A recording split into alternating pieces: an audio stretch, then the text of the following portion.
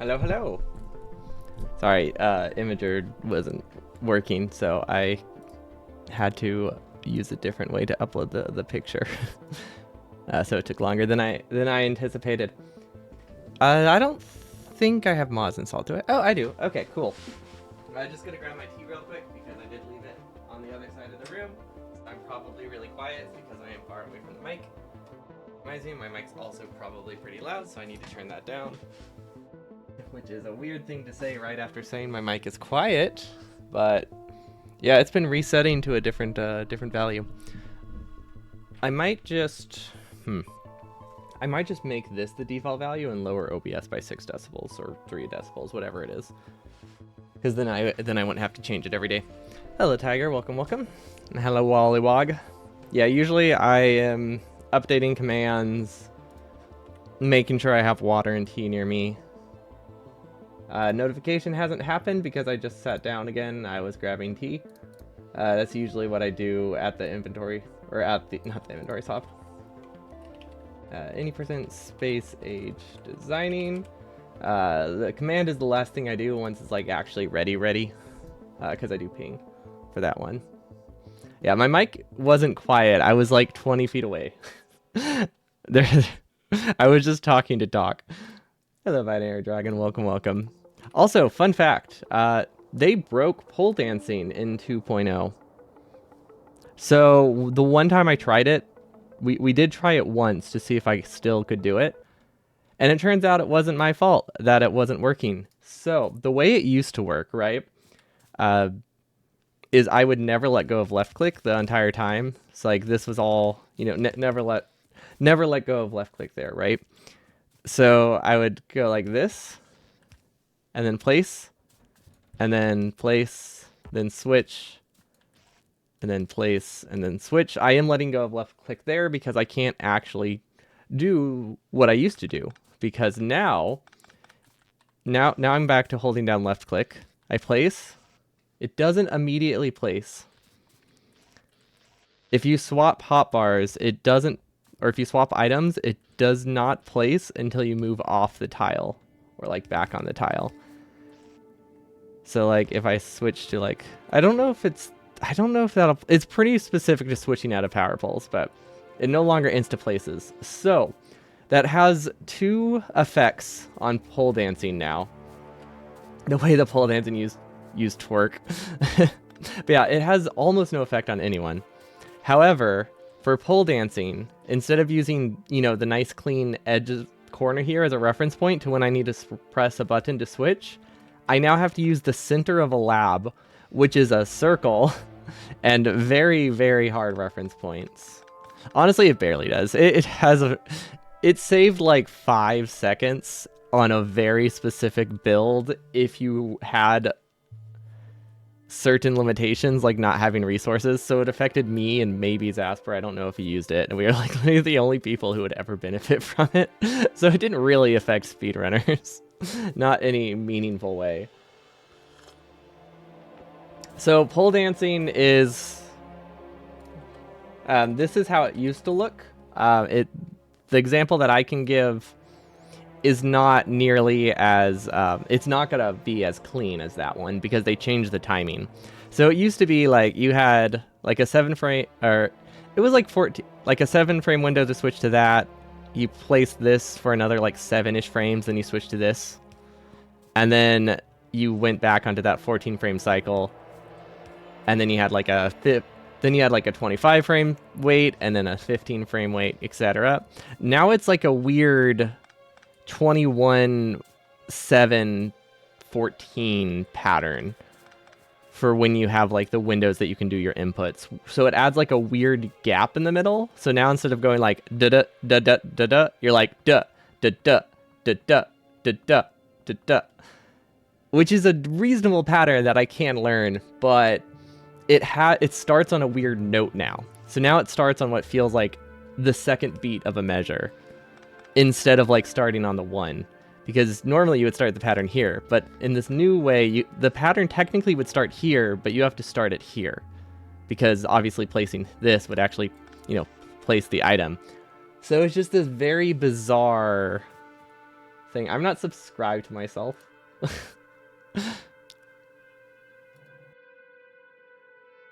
Not on this channel. I unsubscribe from myself every time.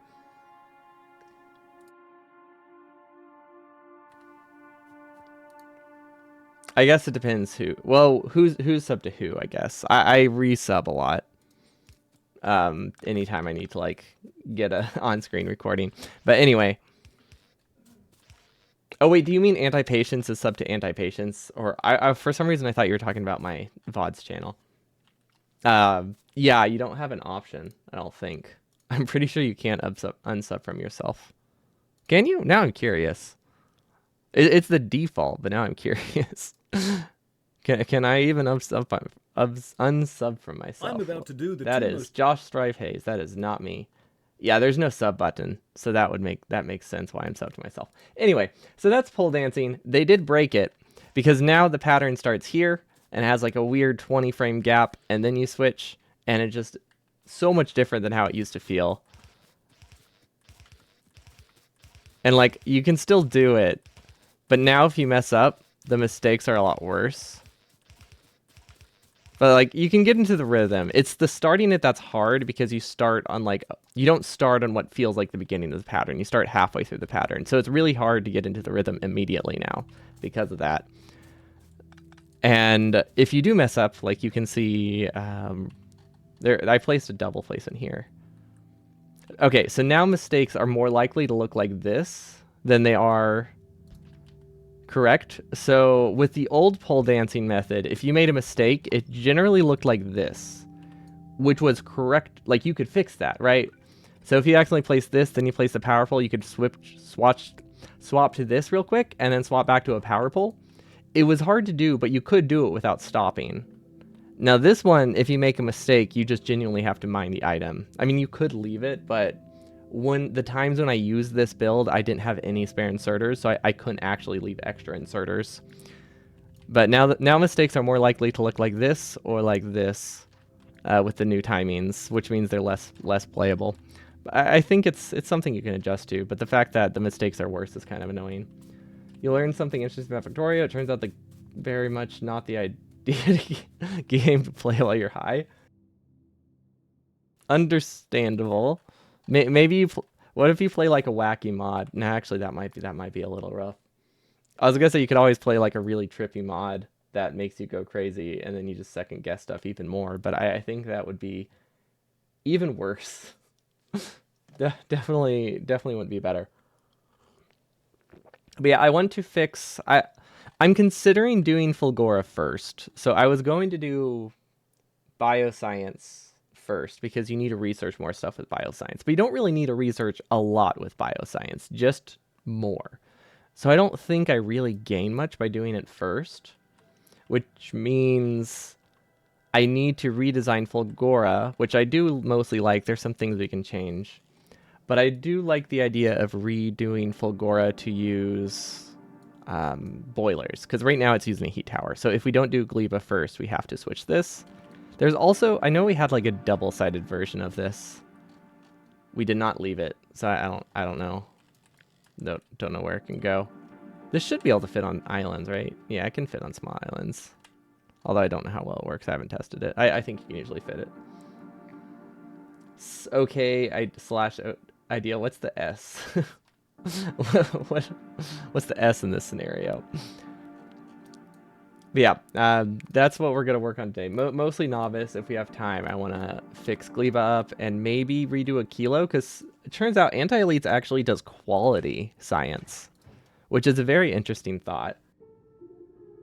So if you do quality science, the only thing you need is ice. So 125 holmium plate, quality holmium plates, like just one tier up, the green ones, become effectively 6,500 science researched.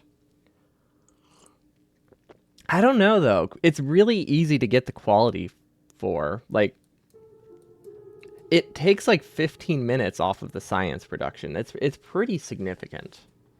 So like even in any percent, like that's a pretty big time save, because turns out the limiting factor on this planet is fluorine, and any percent does not get past that limitation. So any percent versus default settings, a kilo, should have the same theoretical max science without using like prod 3s everywhere.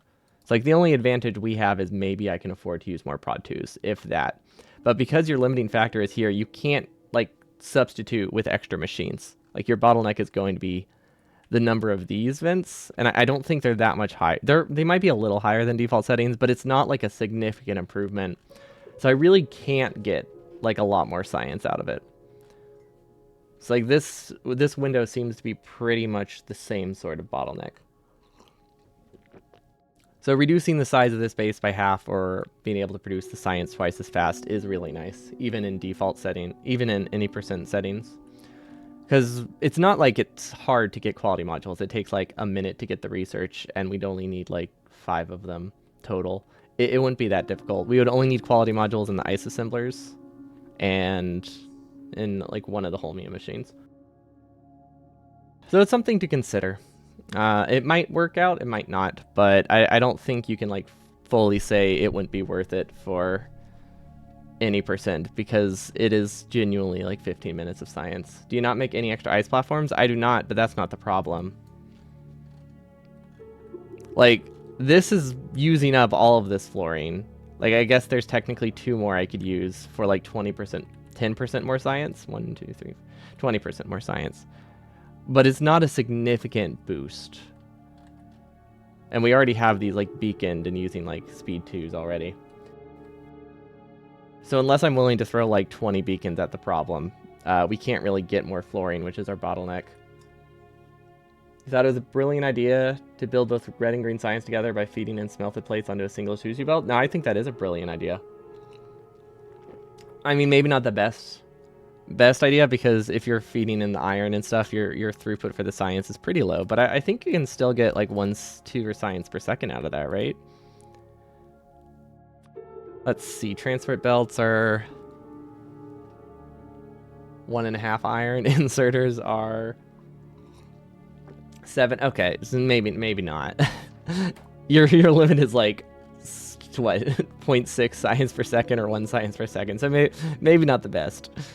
Now, a sushi belt with inserters and conveyors on it is actually a really good idea, but that part not so much. Also, I got a new keyboard, so if you see me just like randomly do that, I'm getting used to it. I'm not entirely sure if I like it. It should be a lot quieter on the mic because it's not clicky anymore. Which, I mean, I didn't have a mechanical clicky. It was like a fake clicky apparently, but I mean, I liked it all right, but it was a bit hard to press some keys. So this one has like really low activation force. I might have gone too far in the other direction though. But let's see, we got to Logibots, technically, which I don't know why they're automated. They really don't need to be. And construction bots, which do need to be automated, although we don't need a ton of them. And then we have a couple different ways we can do science. I think we could still do biolabs like this, although it's possible that we can just make do with this instead. I think that would be totally fine. I also want to see if I can improve my bioscience production, because I would like to get it to be a little bit faster if we're producing it a little bit later. And I think we can get an extra science out of it really easily. But now we just have to figure out how much we want to make. So I think a reasonable start would be, let's produce the amount of resources that I produced in normal Factorio, right? Or old any percent. So let's at least get, let's see, their final build was, I want to say 60 red chip assemblers. So this time 60 of these. It had 30 prod module assemblers. It used to have speed mod assemblers, but those actually don't do anything anymore. So, well, they do things anymore, but they're not that important anymore. So not needing them for RCUs means that's like 30 free of these, which is that 1 to 2? No, 2 to 1. So if 30 of these are free, wait, is that right? That doesn't feel right. Is it not 60 of these? That feels really small. No, there's no way it was only 6, right? I was thinking it was 10 per lane. Oh, wait.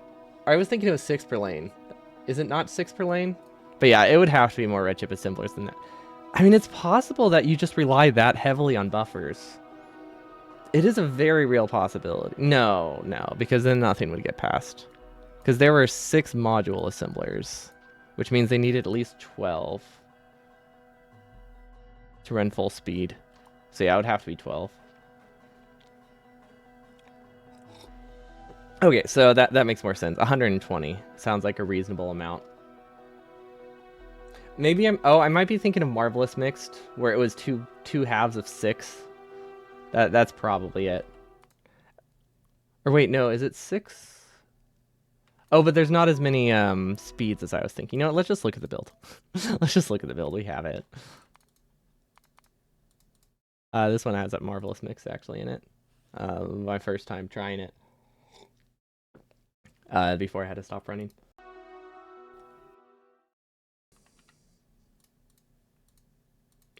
This might crash. I mean, it technically should be compatible, but since I clicked off the screen, it might crash. Oh, there we go. Okay, it was 11. Oh, that's what it was. There's only 3 module assemblers per. That's what it is. I was thinking it was 6 per, but it's 3 per. That makes way more sense. Okay, so 11 module assemblers goes into 3 prods and up. Technically, more like 2 to 3 processing units.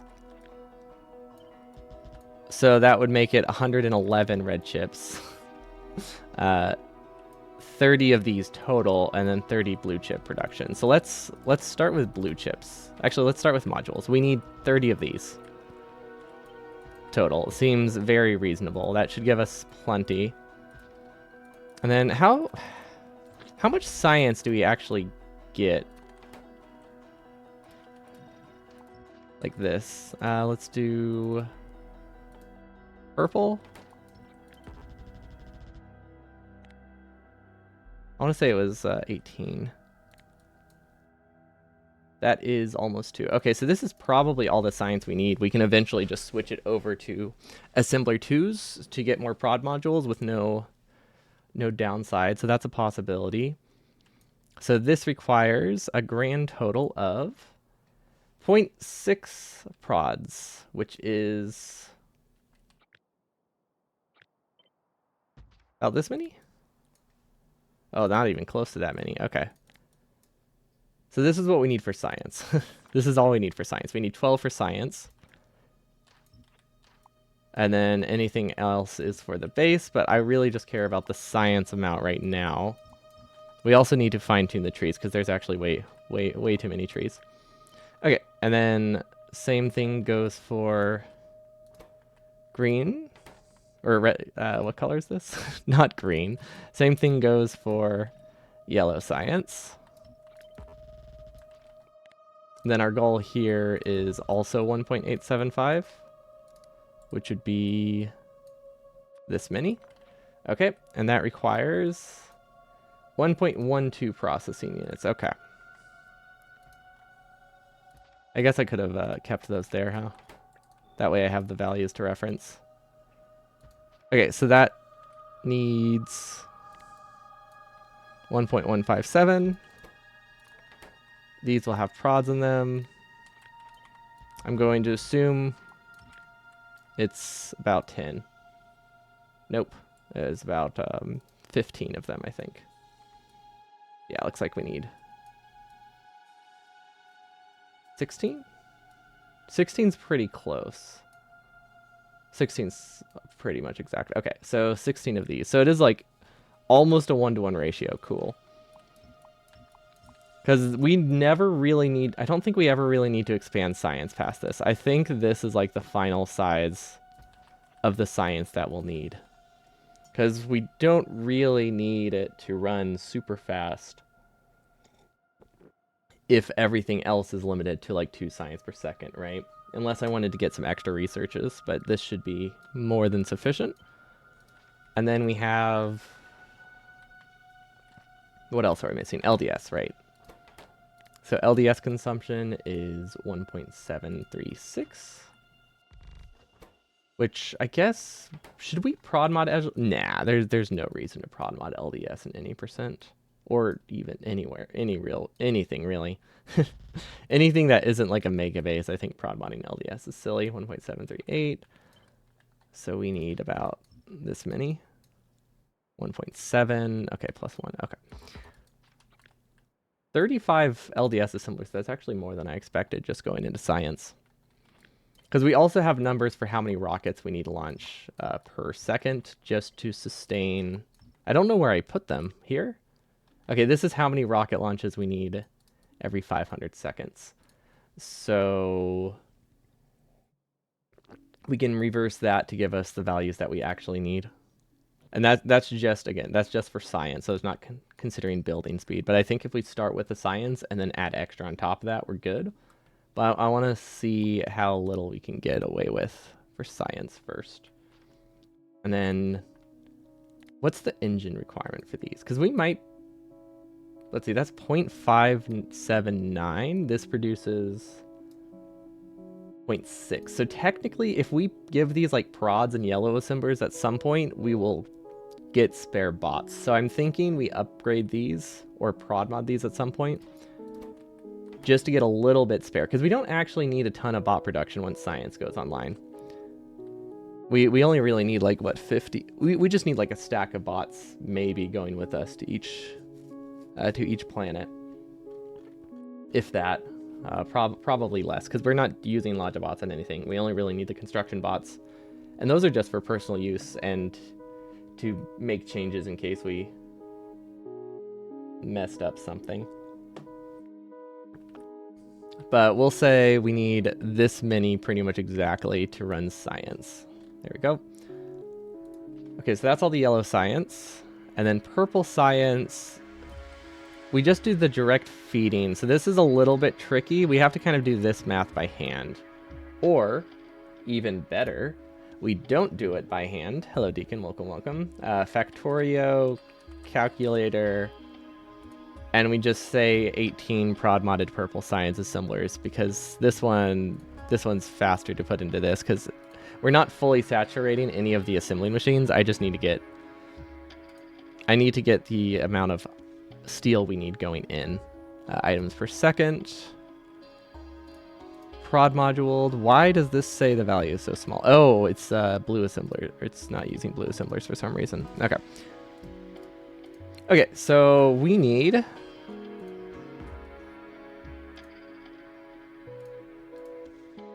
9 brick assemblers.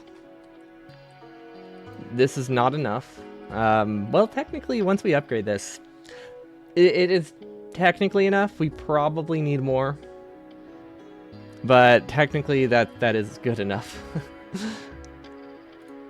Once we stop needing steel furnaces and we upgrade this and get mining productivity bonuses, this produces enough. That's a lot of conditions though, so maybe not the greatest. We need... Why is it counting copper? Oh, it's counting the red chips. I don't want to include red chips in this. I only care about the steel. So I don't care about the modules. I only care about the bricks and rails. Okay, so we need 1.5 lanes of stone. Oh yeah, we used to have to supplement stone halfway. Okay, so stone probably will get a supplement from here.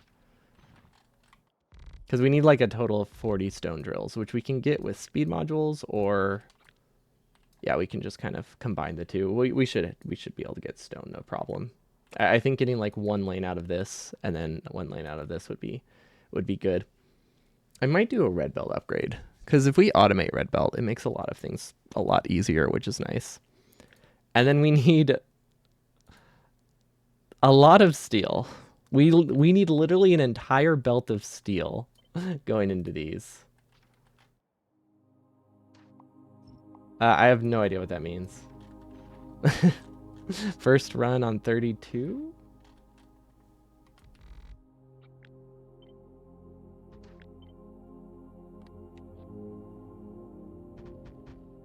Okay, so 5 lanes of steel is not nearly as much as it sounds. Okay, got it. Oh, I don't know. For some reason, that sounded like some massive number, but it's really not. Now, one thing I am considering, if we put quality modules in this assembler, we do lose like 2% of our furnaces. Wanted to write 31, but 32 sounds funnier for missing button. Oh, do you mean like the date? You bet it's 24. What? Where? Yeah, we're gonna run 3 days ago. But yeah, if we sacrifice 2% of our electric furnace production, we will get enough enough uncommon furnaces that we can put these on our spaceship if we really wanted to. So this is an option. It's not, strictly speaking, isn't going to slow down purple science. As long as you can get a full belt of steel, at least, we should be okay. Yeah, we'll do a task. Let's start tassing, because I definitely have a ton of interest in tasks as a concept. Definitely.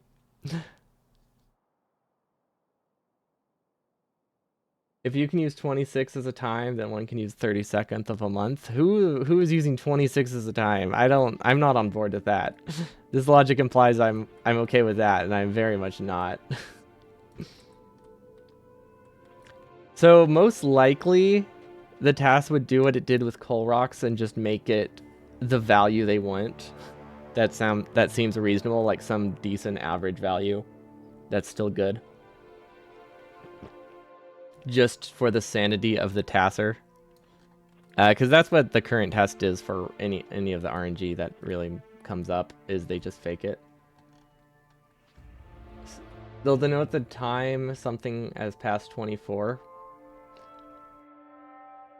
Interesting. I guess that's a good way to emphasize, like, hey, you have 2 hours left, because, like, circling back from, like, 24 to, like, 2 is a little bit odd, but... Actually, that brings up a question. What do you all think time should be at midnight? Well, let's say not midnight. Midnight's... Let's say, like, midnight, 10 minutes past midnight. Like, the options are 24:10, 0:10, 12:10, and they're all reasonable. Okay, so there's a bunch of 0 fans in chat. I see. See, I 9:01. Interesting. Is that just because the 24? Is that because of the 24-hour clock is so common? For 48:10, you refer it to like the Monday. But yeah, like midnight is like 12:10 usually. Now some apps still say 0:10, but it's always really weird when something says 0:10. It's like, dude, you're a 12-hour clock. Why are you saying 0:10? It's very uncommon, but it does happen every now and then.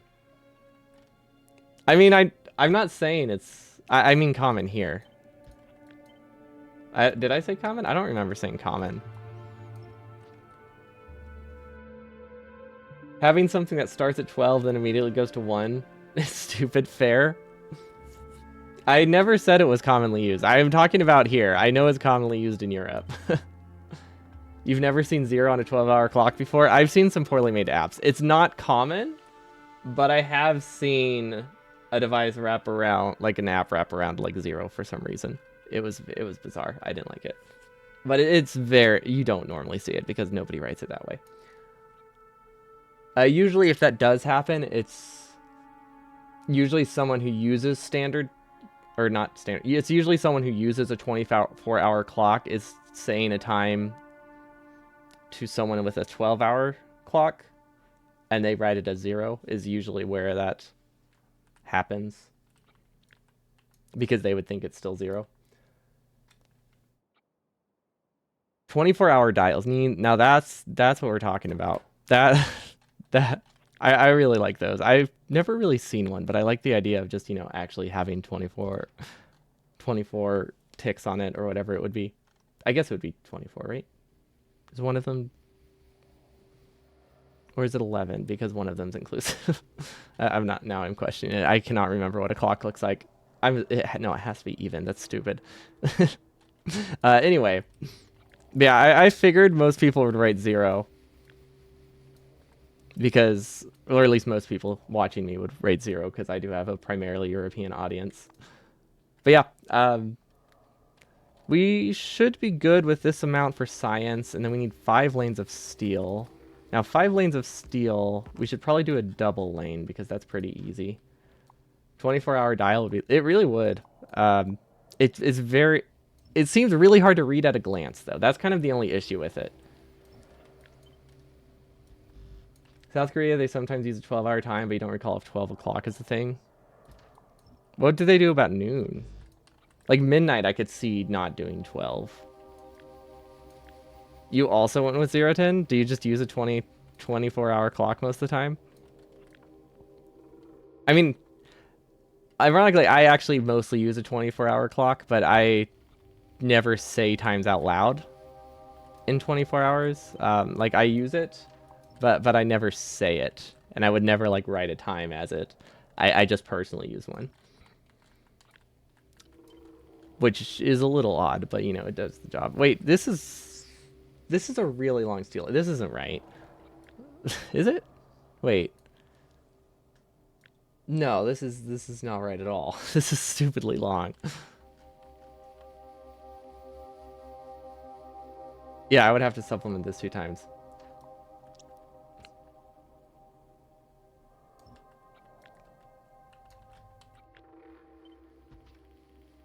You have all your clocks. This is 24-hour, but you'll say AM, PM in conversation. Yeah, that's a good way to do it. Why does this feel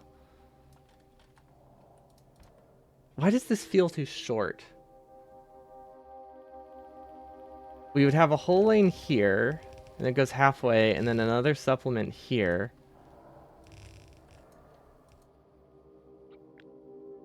That should be... This is 1 lane of steel, right? Or, sorry, 1/5 of a lane of steel?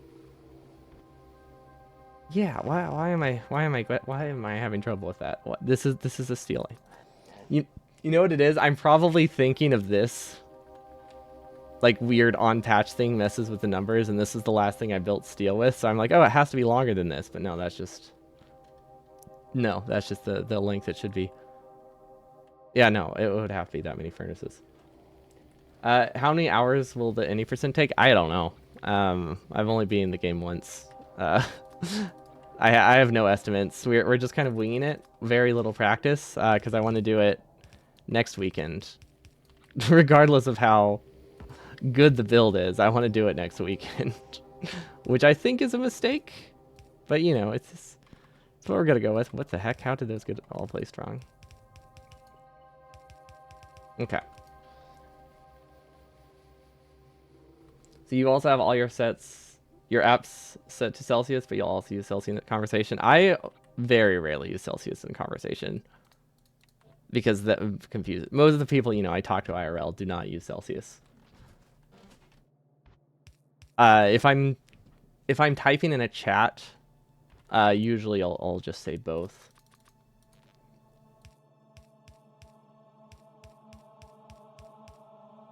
What the heck? Really? Really? This setting breaks auto placement of power poles? Why? Whatever. Whatever. I don't get it. I feel like it should just be like some behind the scenes thing, but I guess that would be a little janky, so it makes sense, but it's still weird. Celsius is not made for human temperatures. That's what I always think. Like, the arguments that people use for Celsius are really funny. Like, boiling point of water and freezing point of water, like, those matter, which they really don't come up very often. I mean, obviously, they're really, really nice if you're, like, engineering or science, but those aren't important numbers in daily life.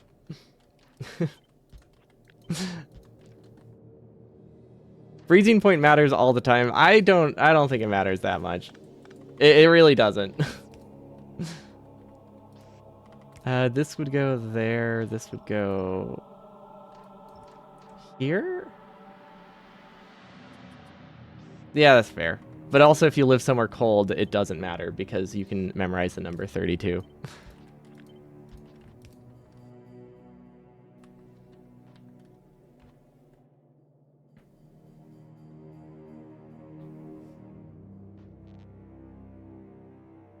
How did we used to build this? I do not remember how that used to look. I remember there was a splitter. Did not look like that. Did it look like this? How did we sideload stuff? What did my old build used to look like? I had something I really liked. Any percent. There we go. It might crash again.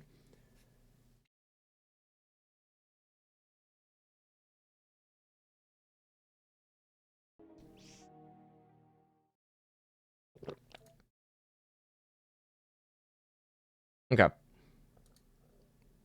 How did I used to balance it?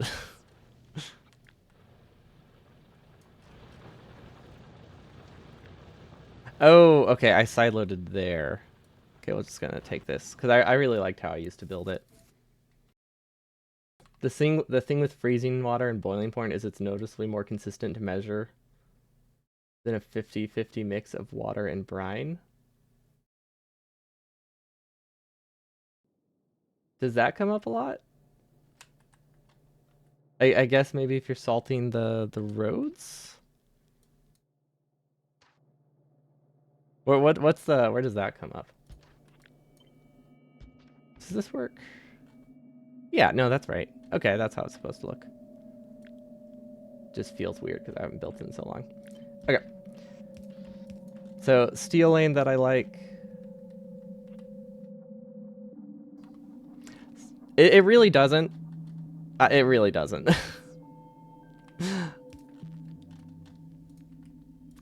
There is no intuition for either of those numbers. That one I will say, like, matter-of-factly. There are plenty of arguments. That's not one of them. That is one argument I will never accept. How do I tessellate this now? It just goes like that, right? Oh yeah, that's easy enough. 0 for Fahrenheit is freezing point of salty. Oh, that's what you mean by that? Okay.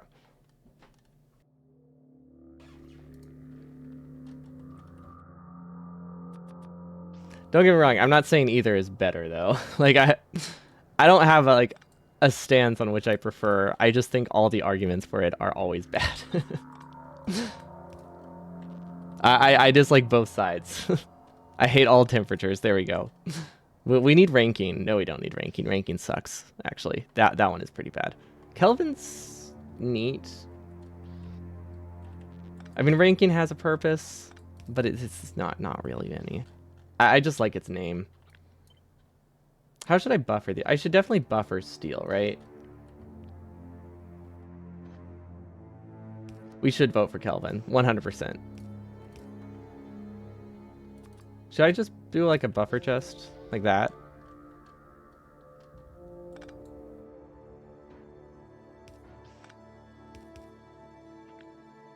Would it be better to use a filter? It might be better to use a filter.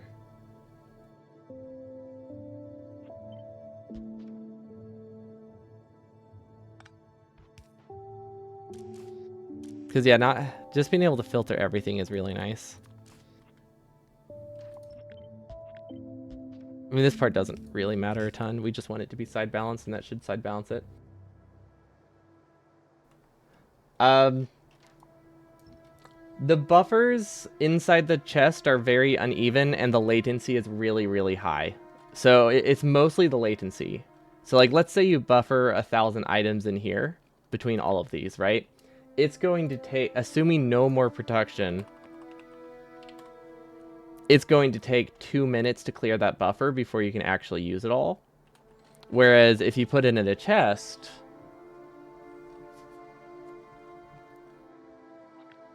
you can buffer both sides. You can theoretically clear it twice as fast. And then if you have it idling, it's not a big deal for steel because it takes so long to produce 100 steel, but I mean it does take about 10 minutes. So if you have it idle for 10 minutes, the internal buffer does fill up. That's not actually a ton of time. So it's fairly possible that your build wouldn't fully be running for 10 minutes. Actually, 10, 15, something like that. Thank you for the water. Hello, 3-Wing. Welcome, welcome. Drew, yeah, the heat capacity stuff is nice. Not like this ever come up in a real conversation, but it's so nice for calculations. So nice for math. But yeah, it helps smooth it out a lot, and it gives you more than a 10-minute window. Because they're going to buffer unevenly, right? Like, these are going to buffer a lot sooner than these. And then these are going to empty a lot sooner than these. This makes it that they empty pretty evenly. Yeah, it's a bigger deal when you have like 5 of them. Less of a big deal when you only have 1. It also means if you have 5 of them that can output like a theoretical like 20 steel per second, you can do like a bursty production by like turning this belt, which you do a lot in any percent, or did in any percent. I don't like this buffer chest. I don't know why. I don't think I want to have to set a filter. But I do like that it balances on both sides of the belt. So I might do this. We'll see if this tessellates. You thought it literally might have started as an easy way to grab 1,000 steel? Maybe, but that's not that. Honestly, it's not that hard to get 1,000 steel by just grabbing from the belts.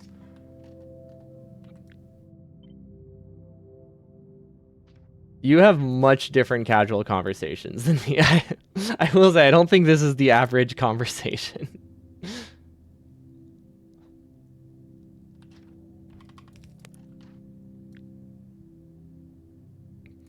How does this tessellate, though? Does it just tessellate on... Okay, so I don't like this because it should go like this. Yeah, this is better. Because now it tessellates on the same size, I think. So this should be a better pattern, because now I can blueprint this. Okay, yeah, that's much nicer.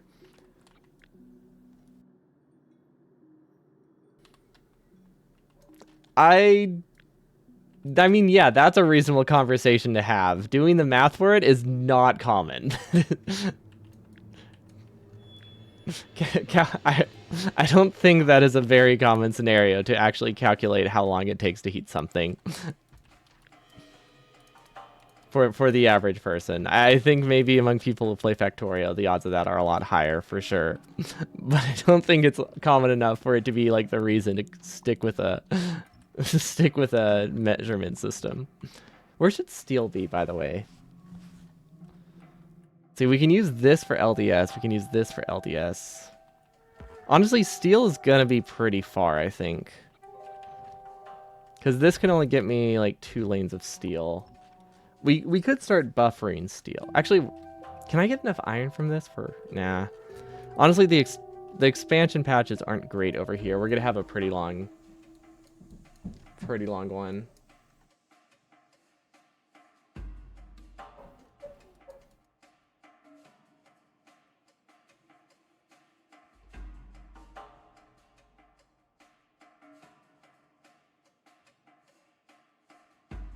Yeah, well, kind of.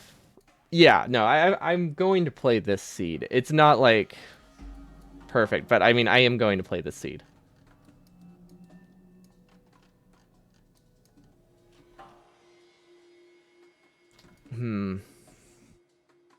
This patch is pretty far, but this is probably where we should build most of our rocket parts.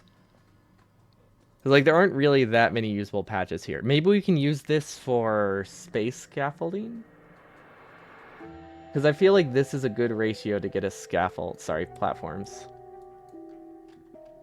Because we can get enough copper out of this, but, like, we need these big patches if we want to do science.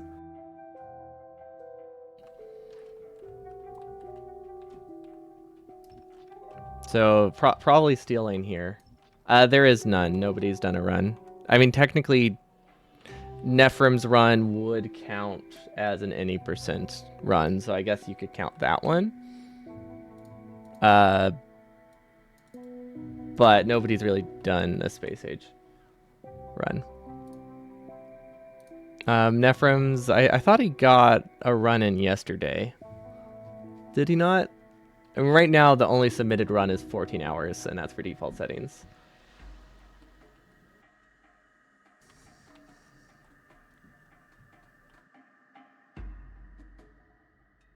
Yeah, I think steel lane here seems reasonable. Can I actually get 5 lanes out of this, or do I have to do something weird?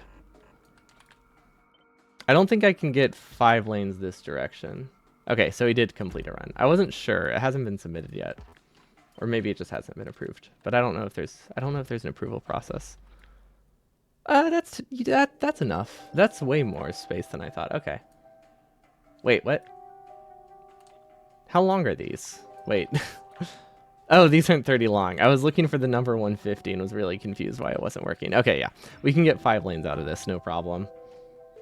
Yeah, I mean, the exact value doesn't matter that much. It's not like anybody's really competing for records to the minute right now.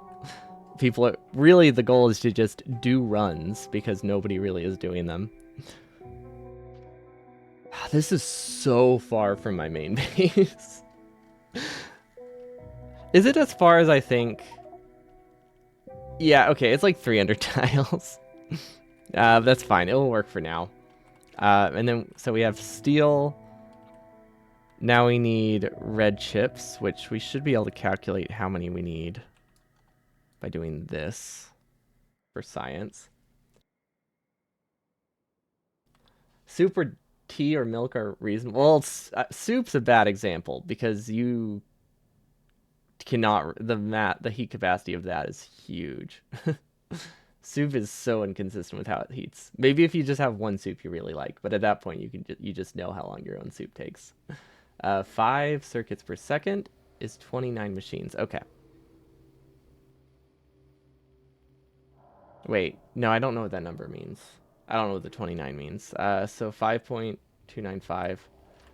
They don't post records on speedrun now. It probably needs to be approved. It's also possible like he just didn't do it that fast.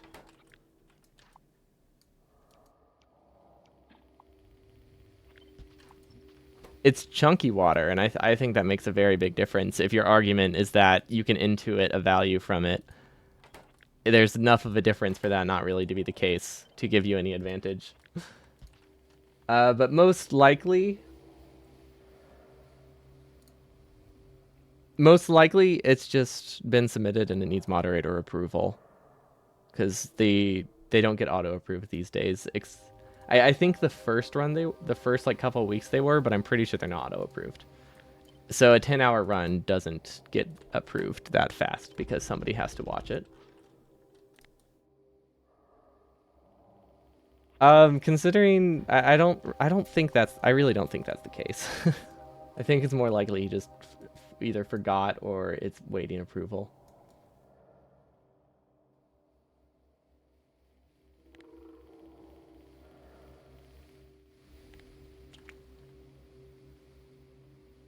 $5.295, so we need a few more of them. Not that many more of them. Okay. There we go. That should be good. Okay. We need 43 assemblers. That is actually not that ton. That is not actually that many. Not that ton. Not that many. There we go. Now we do have a lazy way that I could build it. Because you can technically do...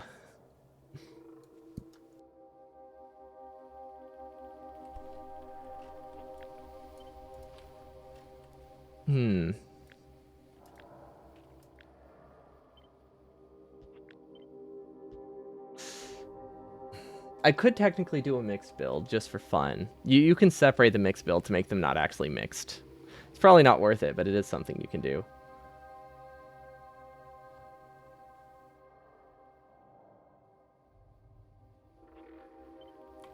Okay, but consider this, Binary Dragon. You have to microwave soup precisely once in your life, and then you know how much time it takes to microwave soup.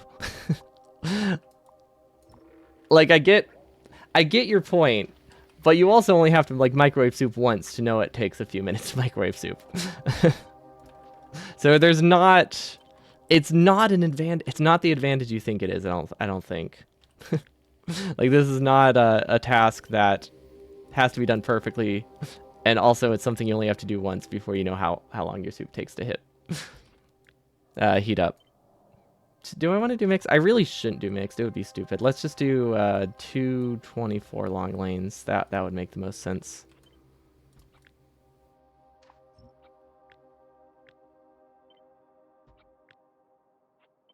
Like I get it, but I think the issue is that a lot of people who don't use Imperial just that often think like you spend a lot of time like thinking about this stuff, but you really don't.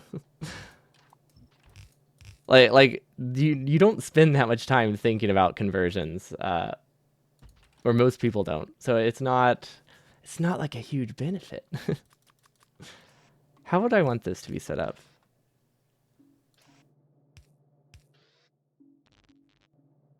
Yeah, but nobody checks microwave powers before they do anything. There's a whole different can of worms there, I guess, but I also don't think the average person looks at their microwave wattage.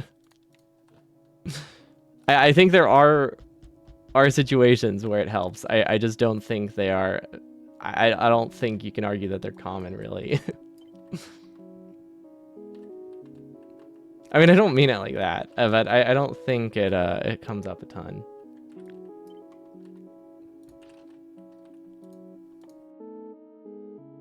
That was.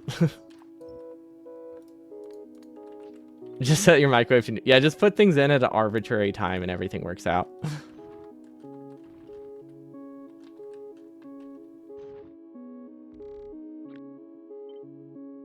Oh, so we need 2 lanes of copper for this. And then 1 lane of iron. Wait, that's not right.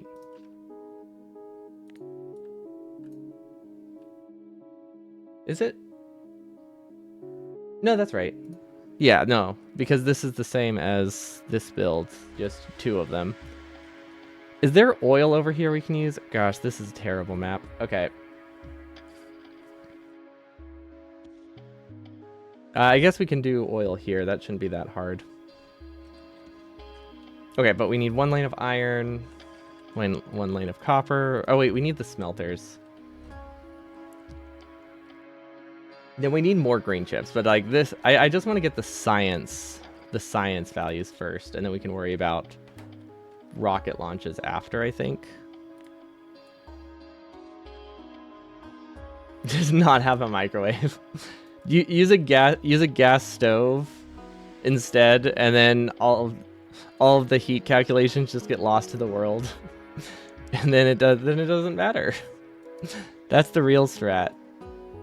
Or an oven.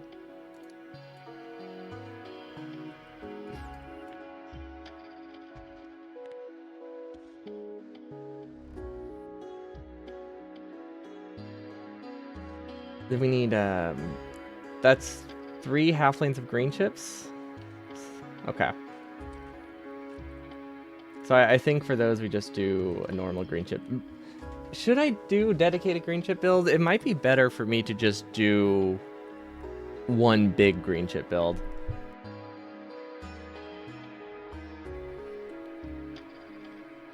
Your dad microwaved the whole chicken. It was half cooked and terrible. Was he my cousin? No.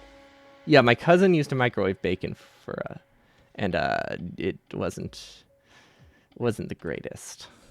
Definitely wasn't the greatest. The other half was delicious, clearly. Actually, I guess with a microwave, you probably could run into a situation where half of it was... I mean, I guess with anything, you can run into that... Any heating medium, you could run into a situation where it's half cooked and fully cooked. Or just all of it is just partially cooked. Although I don't... Is partially cooked a thing? I don't know if that would...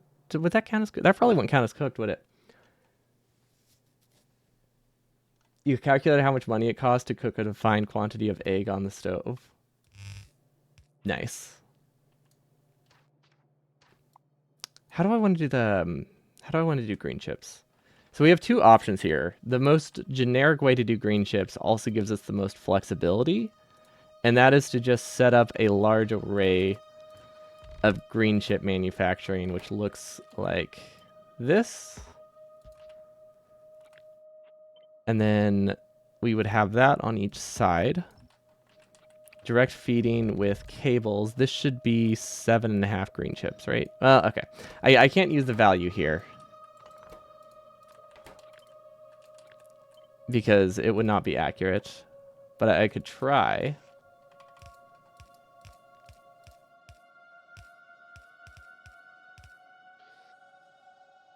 No, I wouldn't. This probably gives 7.5. that is a big assumption, but that's what I'm going with. Is it? Okay. Then he probably just hasn't submitted it yet.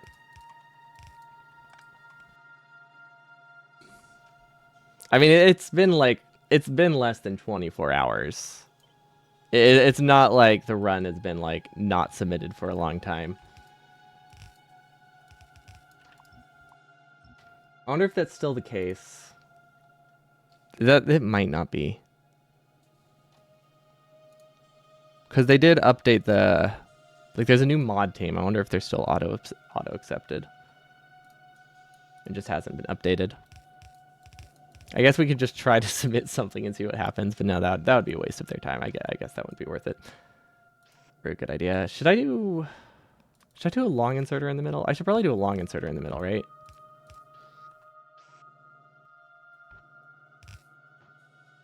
So something like this gives me... So this is half a lane, almost exactly. And then we could double this up if we add a belts gap in the middle and do a side load. So if we do 2 lanes of iron in the middle, that gives us 4 belts of circuits. Which, is that enough for this? This uses almost 2 belts. Actually, let's just do all of them. Huh. Okay, so that uses 4.5 belts. Okay, so this would not be enough anyway for science. We could do a mixed build. Should I design a mixed build just for fun? Because it's not that hard to do a mixed build.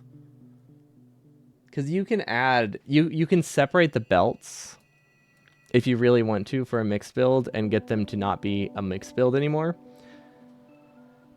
And then it's something you can tessellate and expand as needed, which I kind of like the idea of that a lot. We could also limit the output inserters, but that one would be a little bit trickier because we would have to read for more chests.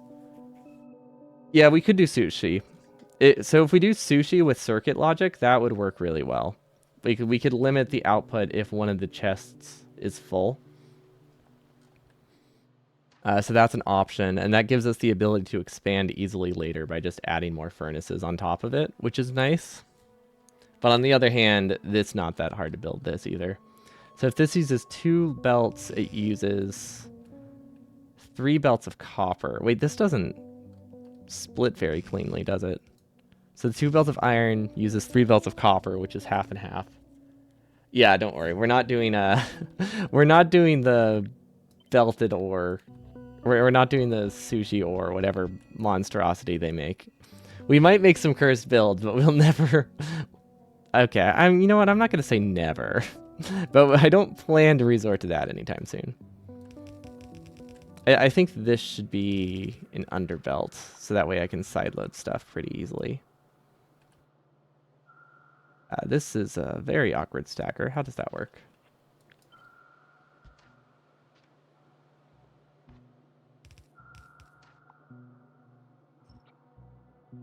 We don't have to care about wasting that belt, so we'll just do this. Okay.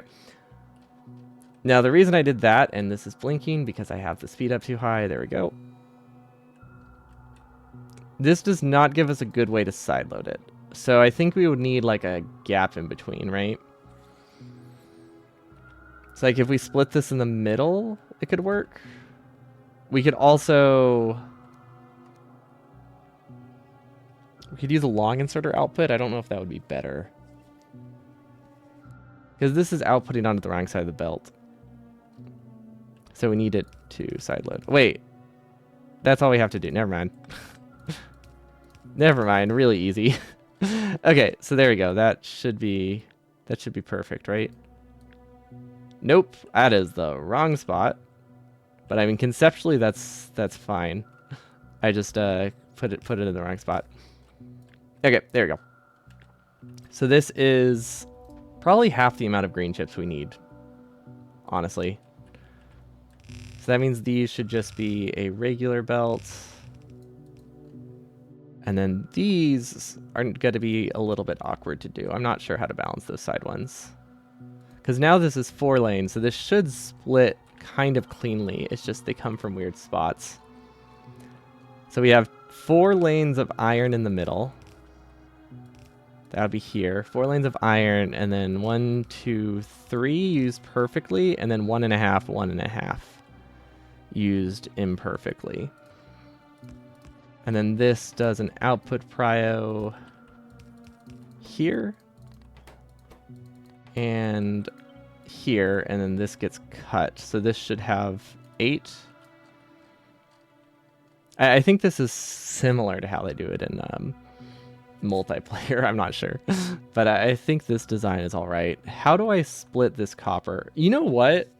I could just not split the copper. I could send the rest of it to...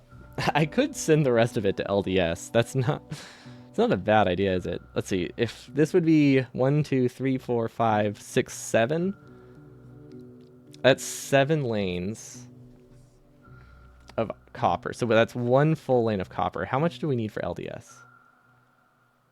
Never mind. I thought the LDS requirement was going to be a lot lower. It is not. Wait, does it use... I didn't realize utility science used 3 LDS for 3 yellow science. Weird. Not... I mean, I guess it doesn't come up that much.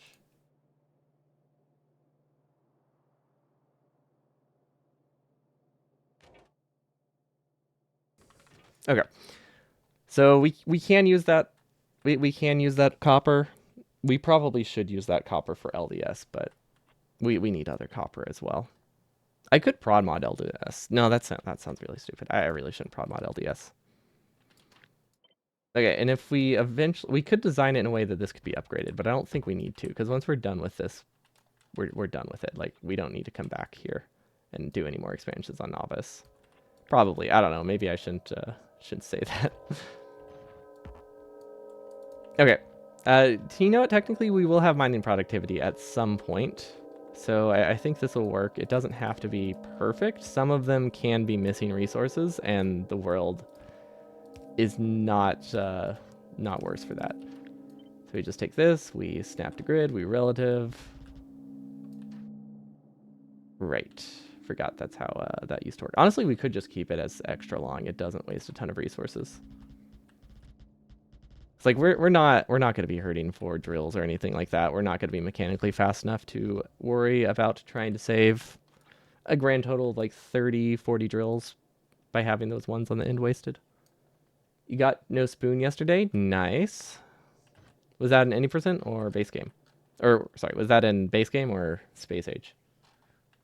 I mean, either way, congratulations. Very, very solid accomplishment. Base game. Okay. So this is the harder version of the spoon, I think. Wait, is it? Hold on. Is that harder?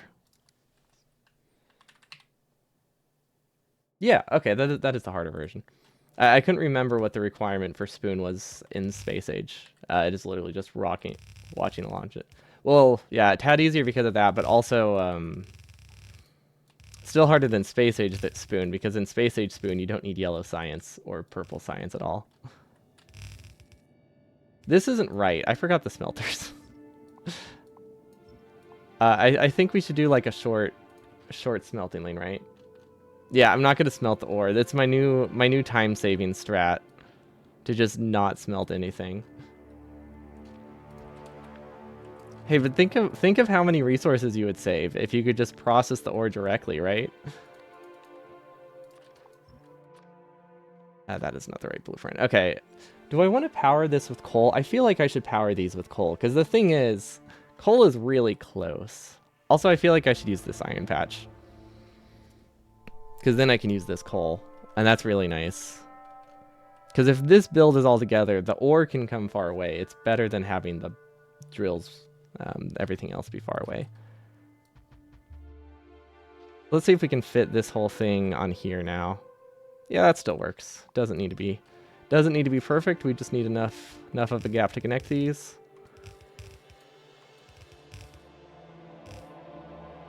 Okay, there we go. Now we have smelted ore, probably.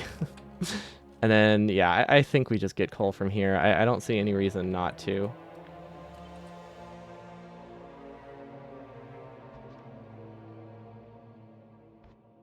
We also need a power plant expansion. Haven't fully decided how we're going to do that, but we definitely need one. Okay, so that's 7 lanes of copper. Honestly, that's a lot. I didn't realize that much of the copper went into processing, went into green chips. I thought most of it went into LDS. But nah, it's the green chips. Yeah, we can just cover that. This water patch is annoying. I wonder if we can get rid of that somehow. I mean, I could landfill it, technically. It's not a huge deal, but I could probably build around it, too. Because, like, technically, these do fit. Barely. So if I use that as a reference point, we should still be able to connect all the patches.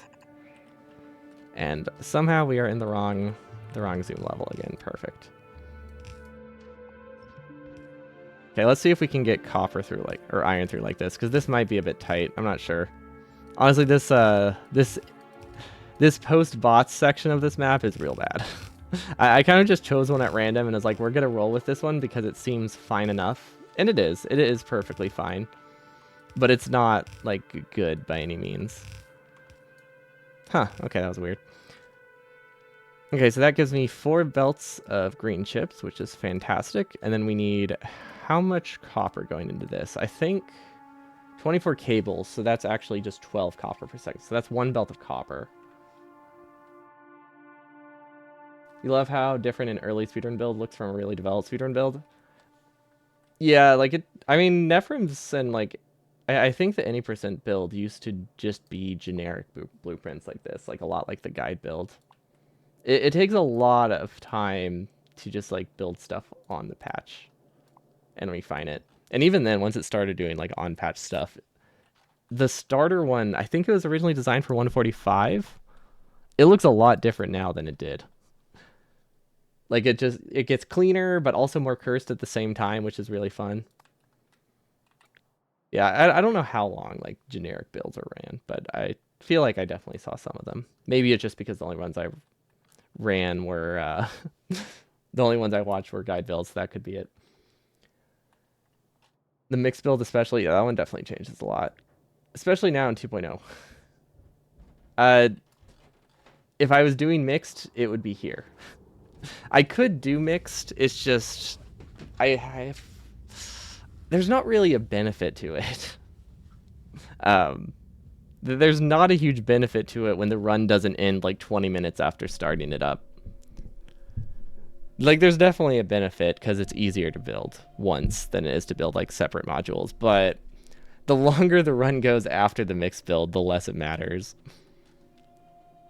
But I imagine once you have like a good time estimate, you could probably do a mixed build.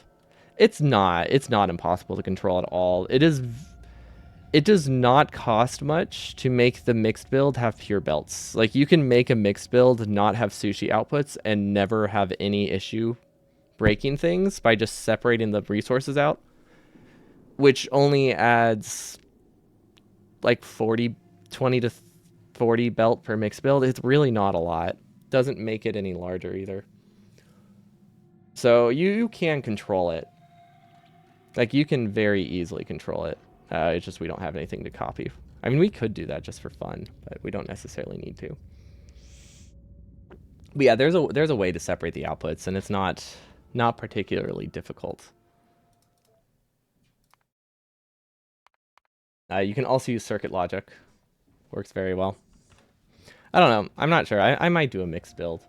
Because the advantage of the mixed build is you can just kind of paste it and then connect another belt of resources and expand it. The only thing that would be really hard to add is iron. That would be kind of hard to add later, but you could leave a gap when you run out of iron, so that would probably be pretty easy. Probably be pretty easy. So this is the mixed build. It's gonna take a bit to load. Actually, let's no marvelous mixed. Marvelous mixed is a really bad one. Would be a really bad one to use. Let's do this one. I made changes to this one. I wonder if it still has correct mixed. But back when during any percent and default settings for 1.1, there was what they called a mixed build, which was the last build you made to produce everything for yellow science, purple science, and the rocket launch for the most part, aside from the steel, where it just puts everything on one sushi belt in the middle, just kind of mixed into one. So they called it the mixed build, and then you separate out all the resources at the end. But everything went onto one belt, which meant if you could not consistently launch the rocket within like half an hour after doing it, everything broke and backed up. Like it's designed to run for a specific length of time and then it stops forever. So it's not the greatest. But the advantage of it is you only have to make one of these and then you expand it 10 times as each one gets built. So you get a gradual increase in all of the production. So like each time you're like, here's 300 entities for bot to build, or here's like 600 entities, and you get 2 more mixed builds. So you get gradual increases instead of having to be like, bam, here's all of my red chips that I need immediately with a really long delay because you had to get it all set up first before any of it started working. So it's really neat. And there is a way to make it work. Honestly, it's not that hard to make it work. I might mess around with it because I do have a separated version of the mixed build.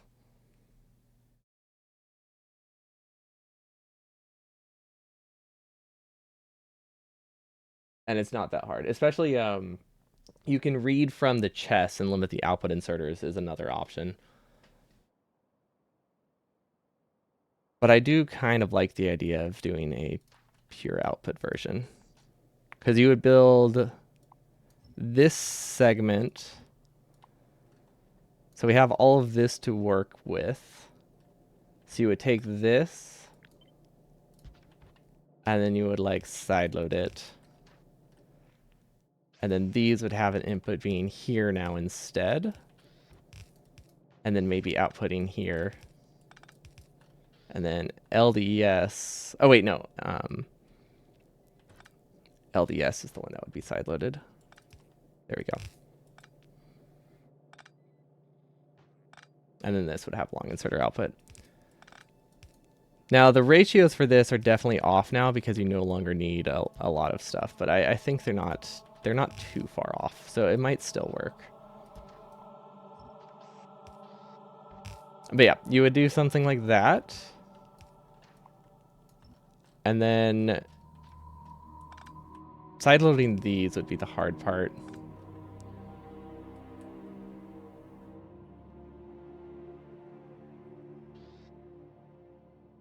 But right now, everything's on separate sides. And then... Oh, yeah, sorry, I haven't switched it. That's because this was in-game. There we go. So now these would have inputs, input. I wonder if I can do... Do I have another gap to work with? I might have another tile to work with. If I have another tile to work with, things get a lot easier.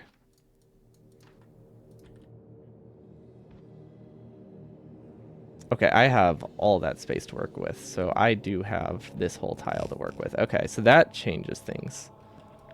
So now it can look like this.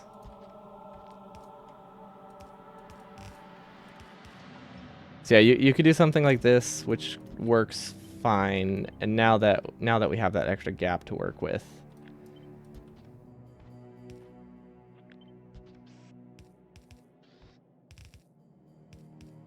now this gets sideloaded to some degree, and then it goes back to input output. Yeah, so something like this could work.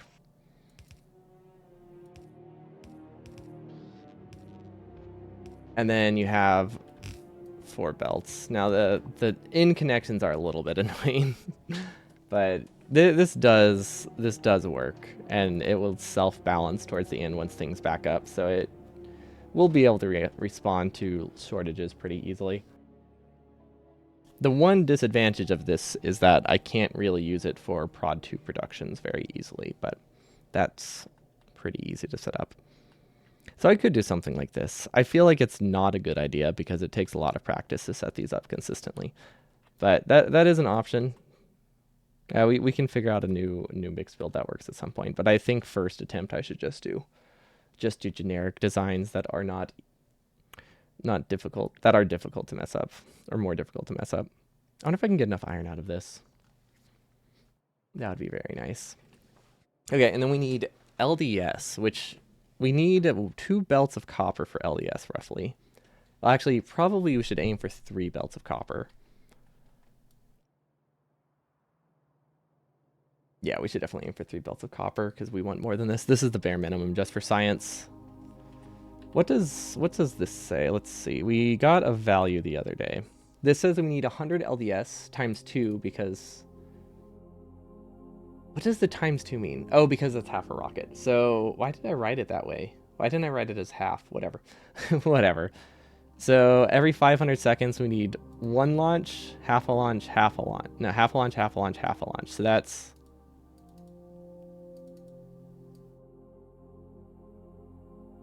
I'm just going to round it. I'm going to say we need 3 launches every 500 seconds. Oh, wait. This might be including the launch. I have no idea what those numbers mean, but that's at least 300 blue chips. So that's 1 launch, plus 1 launch, plus 1 launch, plus the content of that launch, which is another like 50. So yeah, that is what the times 2 means. So we'll say we need 3 launches total over 500 seconds, which is 150 LDS over 500 seconds, which is 0.3 LDS per second, which is like 6 assemblers. It's almost nothing. So I think we're not going to be launch limited, at least not by LDS. So yeah, if we just do 50% more, I think we're good. So if we aim for, what would that be, 48 LDS assemblers or something like that? Which needs half a lane of steel almost exactly, which is actually quite a lot. Or sorry, 4 steel? That is quite a lot of steel. So we need another 2 of these probably. I guess we can just kind of put them here. Should be fine. Why does this not... What is this? Oh, I copied the wrong section when testing. Okay. So that should produce enough, because this is 3 steel per second. This is 6 steel per second. So yeah, that should be fine. So that's enough for all the LDS we need. That's 7 lanes of iron to this, and then that is 4 lanes of iron to this. So that is 11 lanes of iron. Can I get 11 lanes of iron out of this? Is there any world where that's possible? I got 7. Is that close enough? I don't think it is. Yes, they'll be split. I'm just being lazy right now. They will in fact be split to multiple lanes, so that part's fine. But yeah, this would actually go like that. I would just test lane in it first, because I would probably just make all 7 of them at once and then just split it when I need it. Because the last 5 go to science, the first ones go to LDS. And then we need 3 lanes of copper, so we need 3 more lanes of copper from this, which would be here. Is that enough? Yeah, that should be 3 lanes of copper. So that would probably just extend this way. 1, 2, wait, what? I copied too much there, but I guess it's fine. So that's another 3. And then we have enough extra copper here for red chips. This is such a messy build, but I guess it will work. The important thing is that none of this is tile perfect and it can kind of just go wherever. I just have to connect a bunch of lanes, which is kind of the goal for this part of the run. I don't want it to have to be super refined because that would require a lot of practice. Like this is easy enough to look at from a bunch of screenshots and figure out where things go. The larger the base gets, the less that really works. So we're trying to minimize that a bit. Yeah, each of them get a full belt of circuits. Okay, that should be simple enough. I feel like should these be rotated? Can I make these go towards my base? I feel like I can make these go towards my base pretty easily. Because if I had the furnaces, say, here, this could be here, and we cover that coal patch, but then we have access to this coal patch, because now we're not covering that coal patch, and now things are less far away. So I think that's the better way to do it. So we actually want this all to be rotated a decent chunk. So probably this way. Probably would go here. And we would just choose a random spot, and it would go probably as close as we can get there, and then probably start wrapping these down. I don't know if it would be worth rotating these sideways, because we don't have a ton of space to get them out of there that way. It depends, I guess, if I want this stone patch. If I don't want this stone patch, then we can just rotate these. Actually, yeah, let's just say we don't want the stone patch. Perfect. Let's just ignore resources. Easy. Does make it a lot, I mean, it does make it a lot easier. Without the sarcasm, that is accurate. I wonder if I can get enough copper iron from this. No, I think we decided this is 2 lanes of iron, maybe. So the iron is going to come from here, probably. Let's see if we can connect these easily.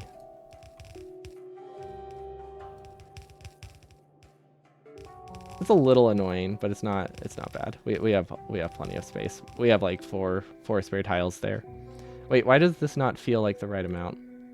That should be 7. Did I double connect one? I double connected one. I was like, wait a minute. This should be a lane of 10. Okay, and then this goes really far. You know, I might be able to use this for LDS. Nope. I might be able to use this for LDS, though. That's a little closer.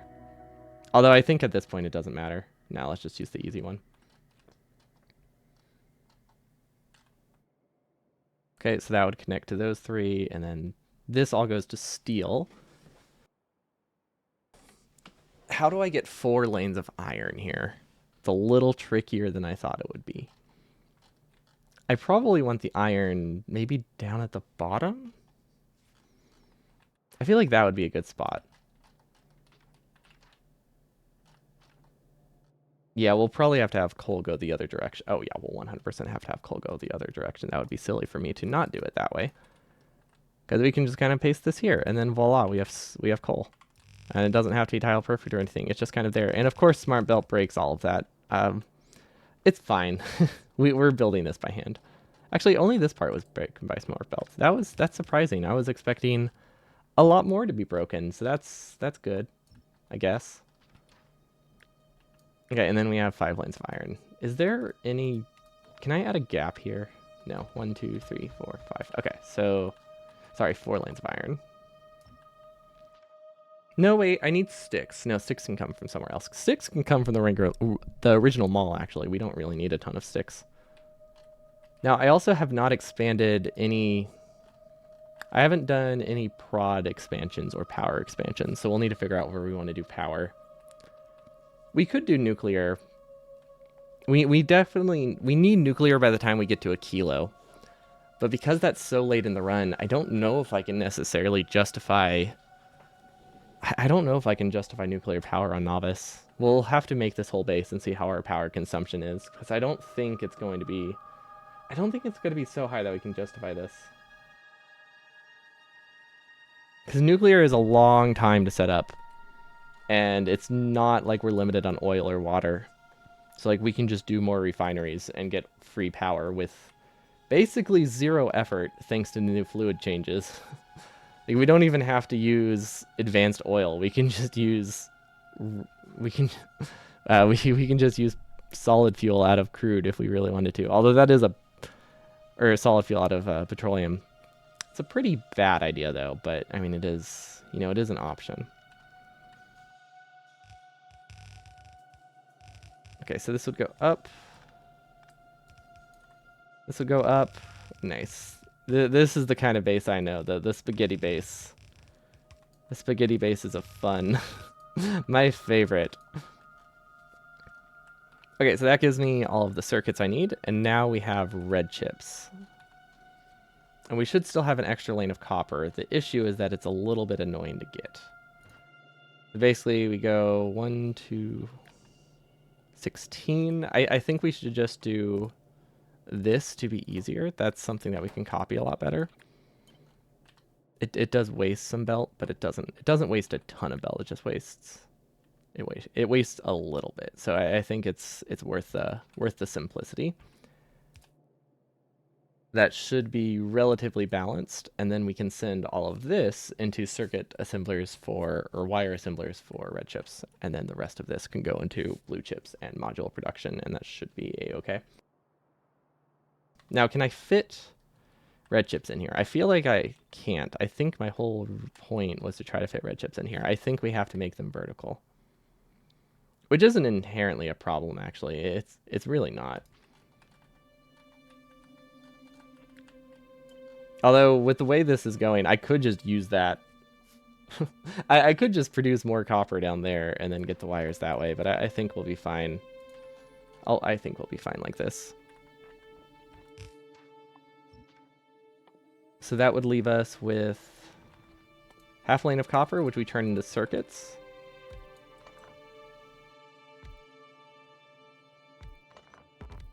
Which I think would just look like that. Like it's not that hard. 1, 2, 1, 2, and then double outputs.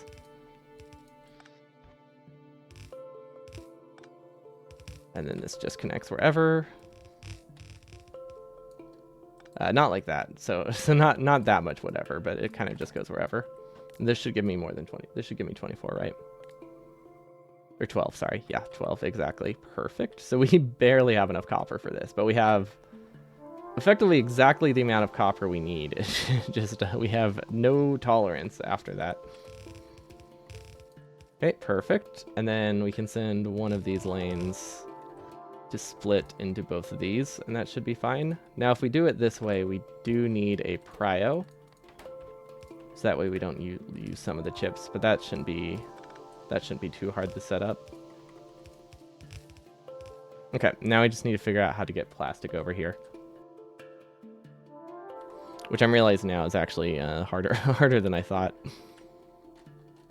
because plastic would come from, well, let's see, we have oil here, so the oil refiners would probably be here or here.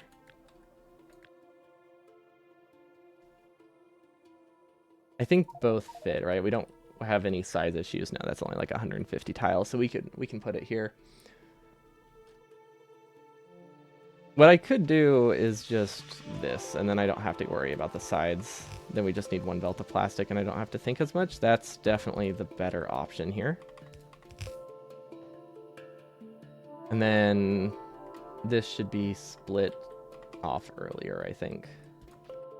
Because now we have 3 lanes of circuits, plus that remaining one to deal with, which is not that much. It's really not that much, but I think if we send this to module production, that's actually sufficient, because this is 12, so that gives us 3 extra per second, which is exactly what this needs. So that is actually perfectly enough to run science full speed and nothing else. So I think we can just we can just send that through, actually. I think we throw those on the end and then we're good. Because now we can just do, let's see, 6 and then 6. 1, 2, 3, 1, 2, 3. And then inputs would be the inner one, right? Yeah. 3, 1, 2, 3. That's fine if this is a little bit slow, because we only have to do this once and it's fine. Oh, we just need to make sure we don't extend that belt. But other than that, it's fine. Okay, and then that should use up the green chip belt pretty much perfectly with nothing left over. And then prod modules. Just go there. We'll add a buffer chest. One buffer chest should suffice. We'll give it prod modules. That way we can use it, although we're not really using prod modules in a ton of spaces. Do I need the prod modules here? I don't know if I need the prod modules here. I don't think they really help me. Because the main reason to use these prod modules is they save iron. And I don't know if we're sending in 2 belts of iron, we're going to get 2 belts of circuits out of it. So I don't think the prod modules really let us, unless we add a compressor to send the extra iron to sticks or something, we don't really gain anything from the extra iron. It's not like the mixed build where you're actually limited by that to some degree. So we probably overdid that a little, but it's fine. Okay, but I like that. And then we would have a circuit build probably here, also facing up. I think everything's just going to be facing up. I might be able to move this close to my base. Although I also don't really gain anything from moving it close to my base. So maybe I'll just do science here. Which is going to be a little bit awkward because steel is coming from here. Steel is so far away. Steel is so far away. Okay, well, we're just going to keep shifting that up. Right now we need 17 blue chip assemblers. Actually, I'm going to make this use 3 belts of iron, 3 belts of circuits perfectly. That would be 33. So that's 11? I did not realize it was 11. Okay. That's actually a really nice number then. So we just get 11 of these in a row. And then maybe here? That might not work. It might be it might be better for me to just... Is it? I don't actually know. They don't use a ton of red chips though, right? Yeah, they only use 4.5 red chips. But I was thinking it might be better for me to... Wait, is my math off?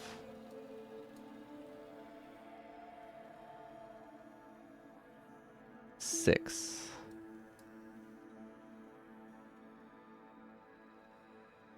Oh, it is. It is. We need more red chips than this. That makes more sense. We can get an extra red chip lane. That's easy enough. It actually wouldn't be that difficult. But yeah, I forgot about the furnace cost. 0.57 furnaces because we didn't actually have those assemblers there. They weren't being calculated. So that means we need an extra 3 red chips per second. We might be able to steal that from this mall though, because this produces 3. Okay, never mind. We can't steal. That's all of it. So we do need more. I thought we had more of these. Yeah, this is only 60. For some reason, I thought this was... Or this is only 48. For some reason, I thought this lane was bigger. Okay, well, if that's the case, do we need this many... Do we need this many blue chips? You know, yeah, I think we do need this many blue chips. We should just keep this for what it is and then make another red chip lane for furnaces. I think that is the way to go because we also need module production. And we'll need more sulfuric acid for said module production because we will need to be producing produce in some instances. Okay, so 33 means we can either do 2 halves. That doesn't work.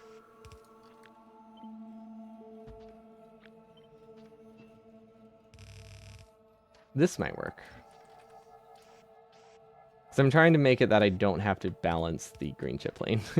It's basically what I'm going for here. So if we do something like this,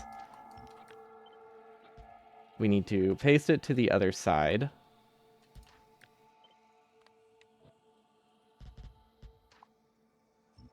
And then we would have 1 belt here. This doesn't work. Well, you know what? It does. It does. It's weird, but it does work. And then you would have another one probably here, right? No, it would be here. So we would have red chips.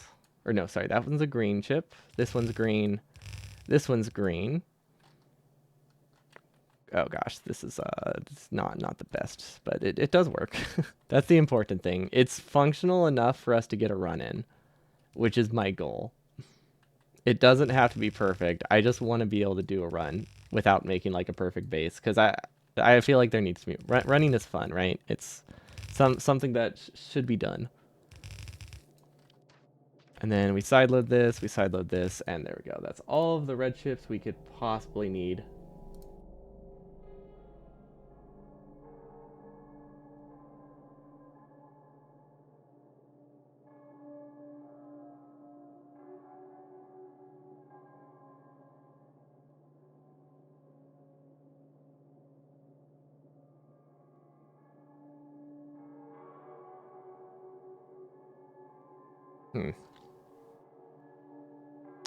I don't love this, but you know what? It's fine. It's fine. We need to lower our standards because we have a run to do in a week. January 3rd? Wait, what day of the week is it? Obviously I can't do the 4th. January calendar 2025. I just Google calendars. I don't use a calendar app, so I just Google a picture of a calendar. Yeah, it would be the Sunday, probably. January 5th. January 3rd is a Friday. Okay, so yeah, it would be the Sunday then. So we have until January 5th to get this done, so we can lower our standards. So that's 6 days to work on it. That's not too bad. Well, 6 days. Technically, I could do 7 days if I skipped meme run, but I don't think that's worth it. I think we just accept that our build is. We would just have to do all. Honestly, in that situation, I think we would just do on-the-fly changes and be like, okay, we're winging the rest, because I think it just sounds more fun to, do a run. Okay, so this gives me a decent amount of production. Honestly, the sulfuric acid pipe isn't a huge problem here. The real question is, can I get enough out of that? Because this produces up to 50 per second. These consume 11. Yeah, that's enough. Although technically these can't run full speed, but it should be close. Because these consume 15. So we only consume a total of 26 sulfuric acid, ignoring uranium. So this will probably just go out this way and be some messy connection going through. Maybe we use like force place or something to get this easier. Yeah, probably. I think that's what we'll do. We'll just cut through that. I don't think there's any reason to not. Because it's either we cut through here or we go around. And force place is so convenient that I don't see a reason not to do that. Okay, so that's fine. We're still missing the green chips we'll need for furnaces. But if we have a large enough buffer, we can run for quite a while we get more red chips. So that might be worth it. Let's not sleep on buffer chests, because they are very useful. And then, actually, they'll probably be red chips, because we will have Logibots.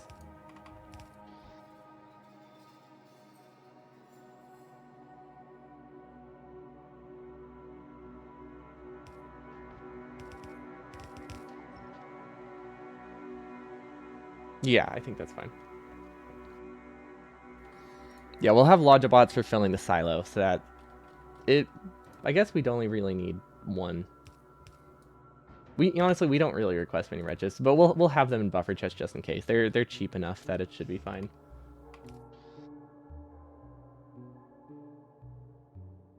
And then, what are we missing? We're missing LDS, right?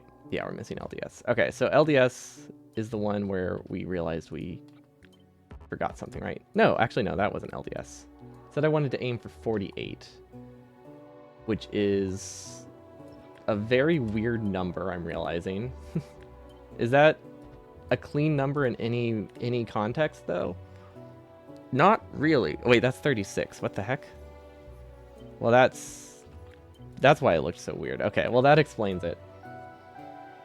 Okay, so we need 3 lanes of copper. So this isn't gonna run full speed, but it's gonna run pretty close. I think I can live with that. So since it is 3 lanes of copper, I think our best way to do it is to divide it in thirds, right? Is that 16 at a time?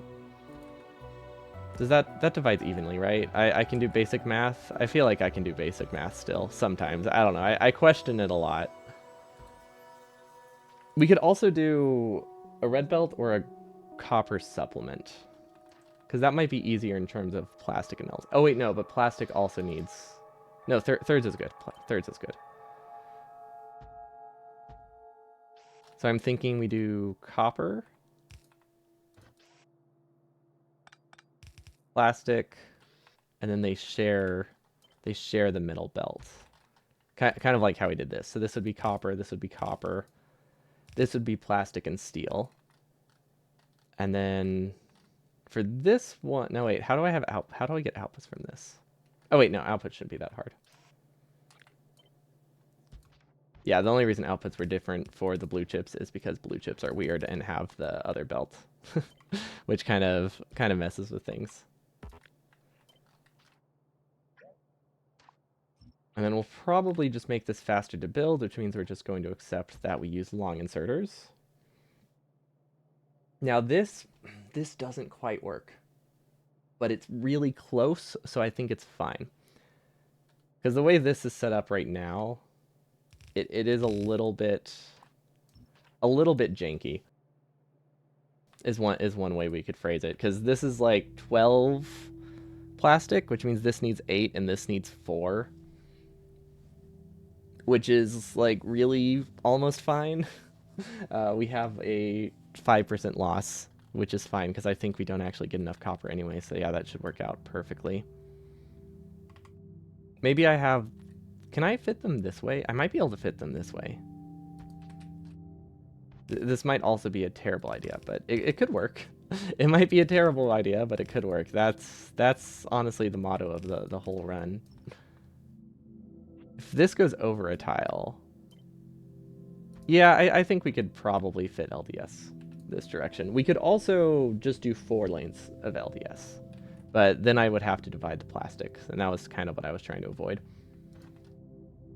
Because we could have plastic going here and here.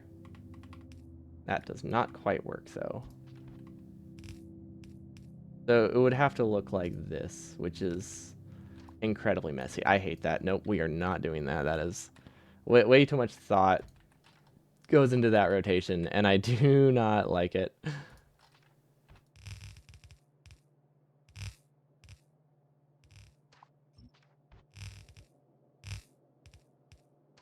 There we go. Then we have outputs. Output. Those can kind of go wherever. We could loop it around. It doesn't really benefit a ton, so we don't have to, though. And then maybe I do plastic and steel meet up here. Because I feel like this is where I'll be producing plastic, right? And then we'll have one plastic wrapped down to the bottom, but most of the plastic will just be produced up here, which means steel should also meet up here.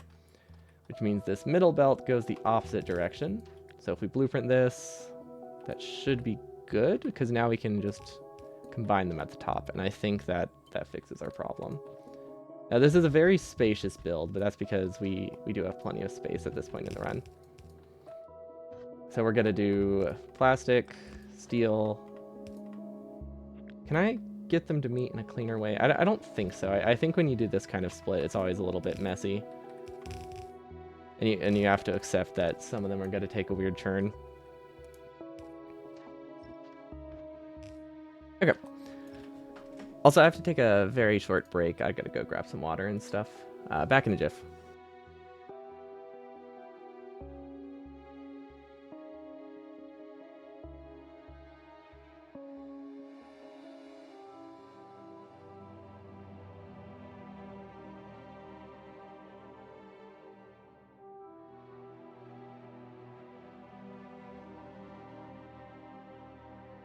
Beef taco, beef taco.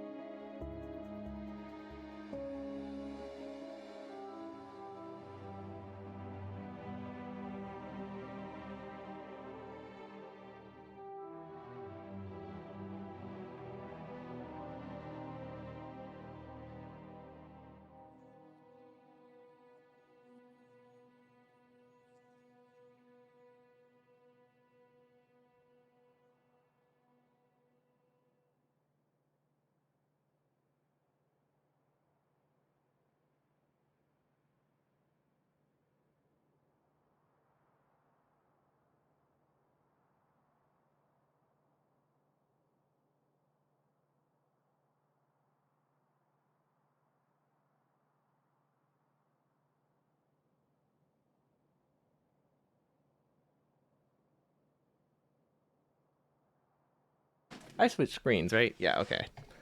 I accidentally had Discord covering up. Ah, covering up some stuff.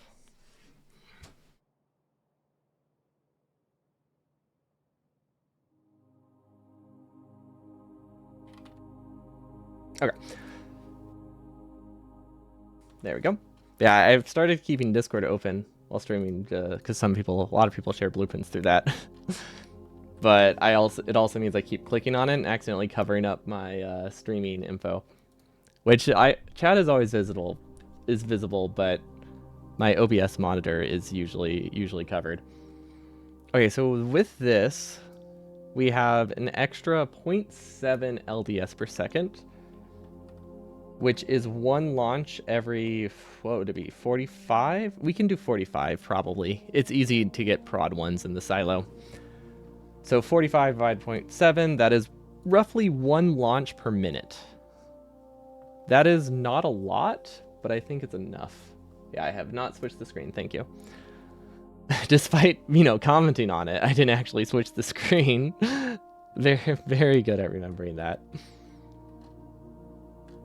Okay, yeah, let's do plastic here. I think that works really well. We'll have to tighten up this stuff eventually, but I think this is a reasonable start. Yeah, this can do up to one launch every 1 launch a minute. I think that is incredibly slow to start, but I think towards the end it's fine. So we'll probably need an LDS expansion. But I think while we're getting like blue science and yellow science, or yellow science and yellow science and purple science researches, we can, wait, actually, do we even need, hold up. Do I even need blue and yellow science this early? Honestly, I kind of just assumed I'm going to do purple and yellow science before I leave novice, but I don't really need to, do I? It's fine. We'll plan for that. We'll make changes because I do want power armor. Not that power armor. I want this thing though, and I want to get like nuclear power. Well, that's also not purple science. What do I need? The only thing I need is automation 3 and beacons and module. Oh wait, no. Okay, never mind. Wait, there's a lot. There's a lot of science researches I need. Never mind. Module 2s are space science. I did not know that. Huh. I did not know that they changed that.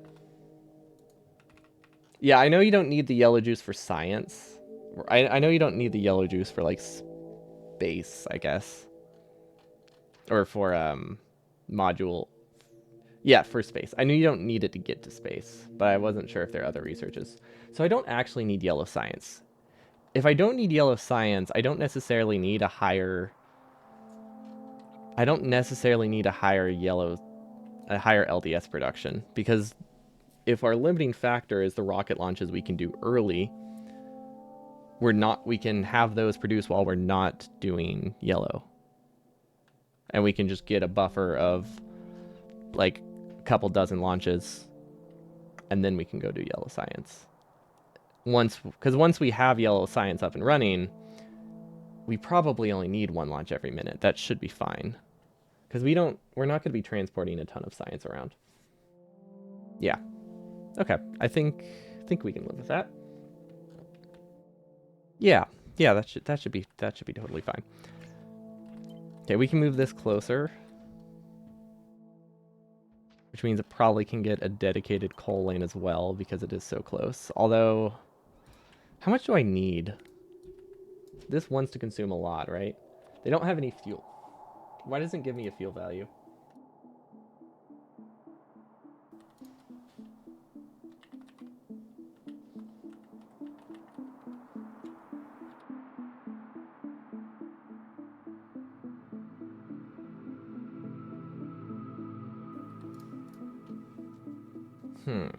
How do I...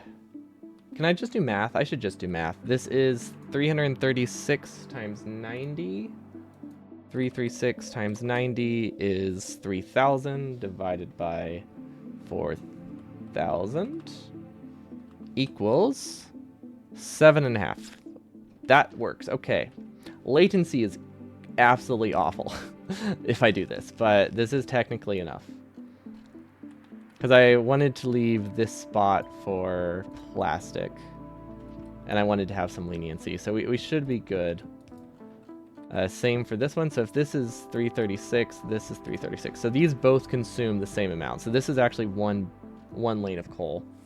I could actually combine them and just do a compressor and send the spare to plastic. Because I don't think we need a ton of plastic for all this, right? We need 12 coal per second, which we can get pretty easily. So yeah, we just need 3 belts of coal out of this whole thing, roughly. Let's do a compressor. Compressors are easy. Do I have a drill blueprint? I don't think I do. I have this one. That's the wrong way, but you know, other than that, it works.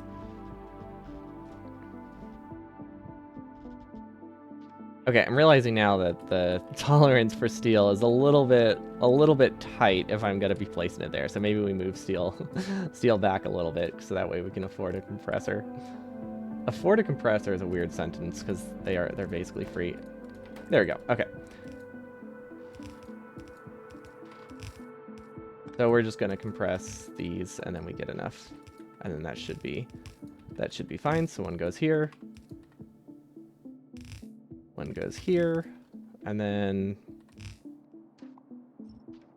one continues on to wherever the heck plastic goes, and that gives me more than enough, and then we don't have to worry about it. Perfect. Okay, so plastic, I decided, well, steel's going here. Actually, steel we should split into 2, I think. And just kind of carry it through. So that way we don't have to think about the balance with LDS in the lanes. So that way we can burst out a little bit more. And then we do a compressor, another compressor, some of this goes here, and then the rest goes here with plastic. Yeah, this part is very spread out. It should be pretty obvious. Should be pretty clear that this part is just kind of a take what we can get. We just want something running. And I think we need 36 of these. Honestly, water is pretty close. I could do the voiding strat. Should I do the voiding strat? We can do the voiding strat. We can save like 10% of the we can save 10% of the refineries if we really want to. I doubt it's worth it, but it is something that can be done, and I think that's fun at least, even if it's not, you know, a good idea. I think it is an idea. And that counts for something. These can kind of connect wherever. Honestly, it doesn't matter if we waste a ton at this point. Yeah, we'll just assume those all work. And then plastic would probably be. Oh, these are. This technically works, right? Is this enough? I don't know. We'll place it all and then we'll see if it's enough because I cannot think right now. Okay, plastic. We have 180 sulfur. Why is my math off? Oh, right, because we still have loads more red chips that we haven't produced yet. Kind of forgot that we're underproducing red chips by like 30% right now, and that's why our plastic production estimate is off. Okay. I imagine I should just do. What's the easier way to build this? Probably this, right? Since it doesn't technically need to work full speed immediately, we could just do coal goes here, and then side load this, and then that just goes down. Actually, that's really easy. No, that works perfectly. We can always add it if we need. Except for the fact that these are built wrong. Again, I acknowledged it and then completely forgot about it. Well, I kind of acknowledged it. I guess I didn't. I thought about it, but I didn't really. I don't know if acknowledge is the right word. Okay. Because it only counts as acknowledged if I did say it out loud and then just look at it and be like, yeah, this looks wrong, and then just build it wrong. Just continue to build it wrong.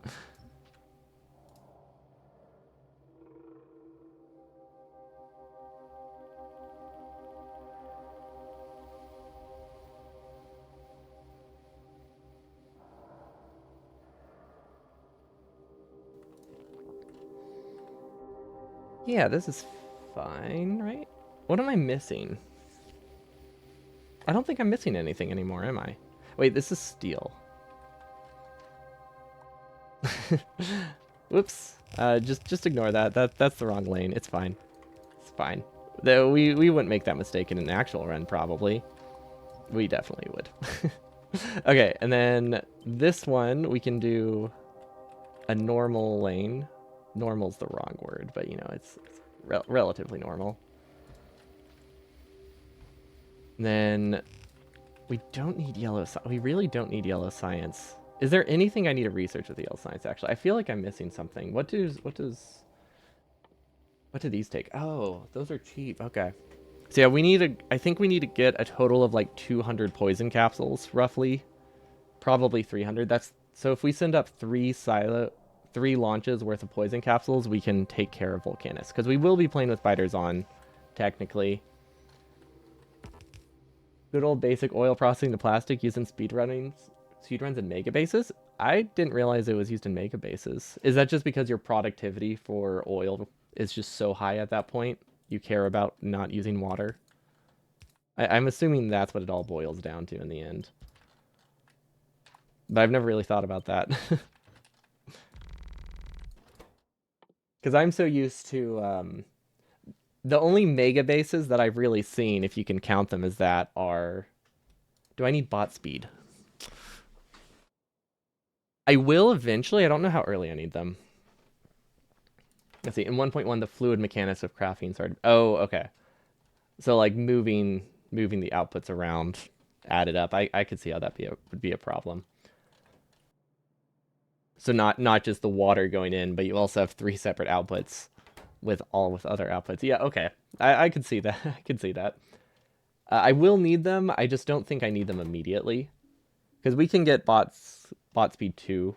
I don't think bot capacity is going to help us much. Yeah, blue juice can get you to speed 3 or speed 2, whatever they call it. It's 2 upgrades. What does that count? So I guess that's if you're counting inclusive or exclusive, right? But yeah, it gets you 2 upgrades. Which is whatever speed that leaves you at. And then I guess we can use the speedrun design here. That's not the alignment, though. 1, 2, 1, 2. Okay.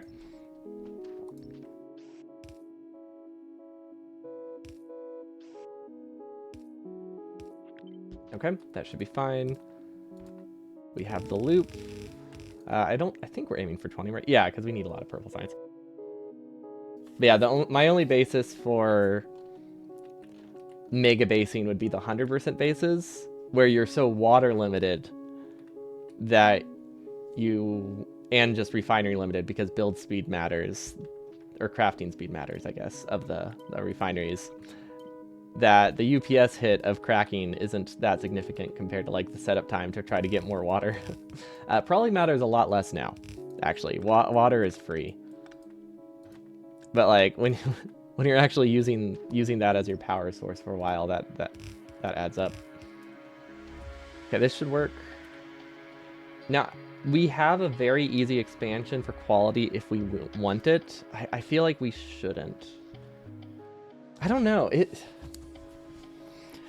Do I want quality assemblers here?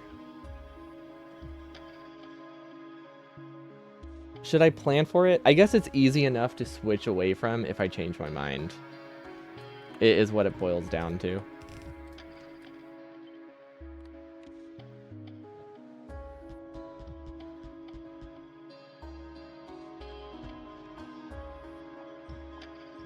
Because I haven't designed the spaceship yet. That's really what the quality decision will depend on what I want to use for the spaceship, and I just genuinely do not have a design for that yet. So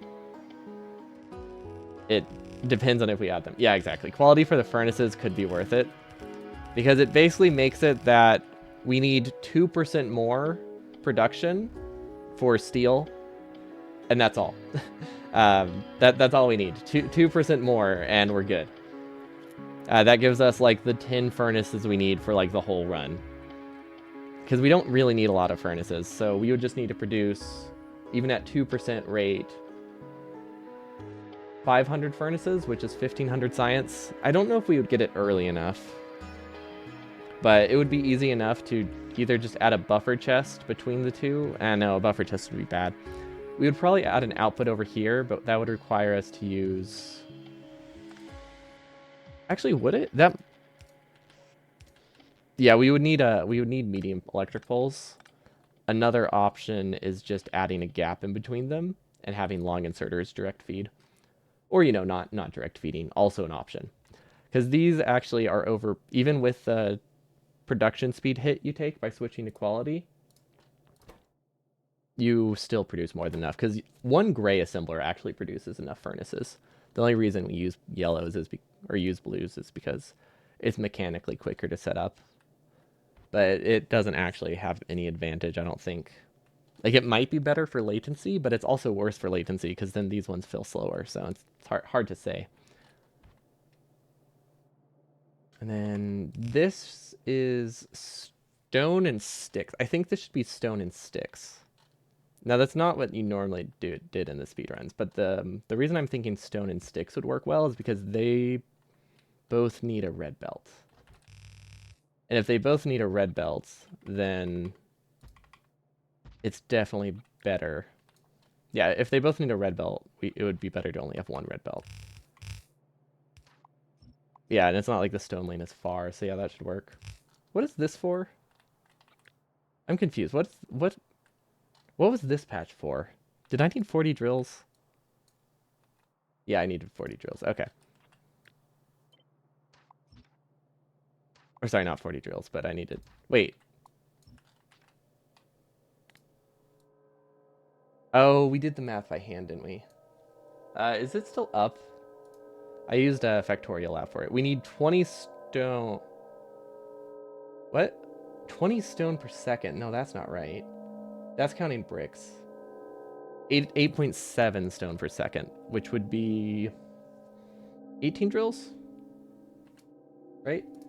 8.7 times 2? I think that's all we need, actually. 8.7 times 2, right? Yeah, then that should be right. Okay, that's easy. I thought we needed 40 more drills than we do, but I was double counting these ones. So yeah, we definitely don't need those. And then if that's going there, iron sticks. Iron sticks are a little bit annoying. We need, it says 13 and a half. It's probably 8. It's probably like 8. I bet it's like 18 and a half. Also, if I'm using red belt, these should definitely need higher up. Because that is like 100 red belt. That is literally just wasted. There we go. Or not 100, 30. Close enough. Definitely off by a factor of 300%. But you know what? That's fine. That's basically the same number.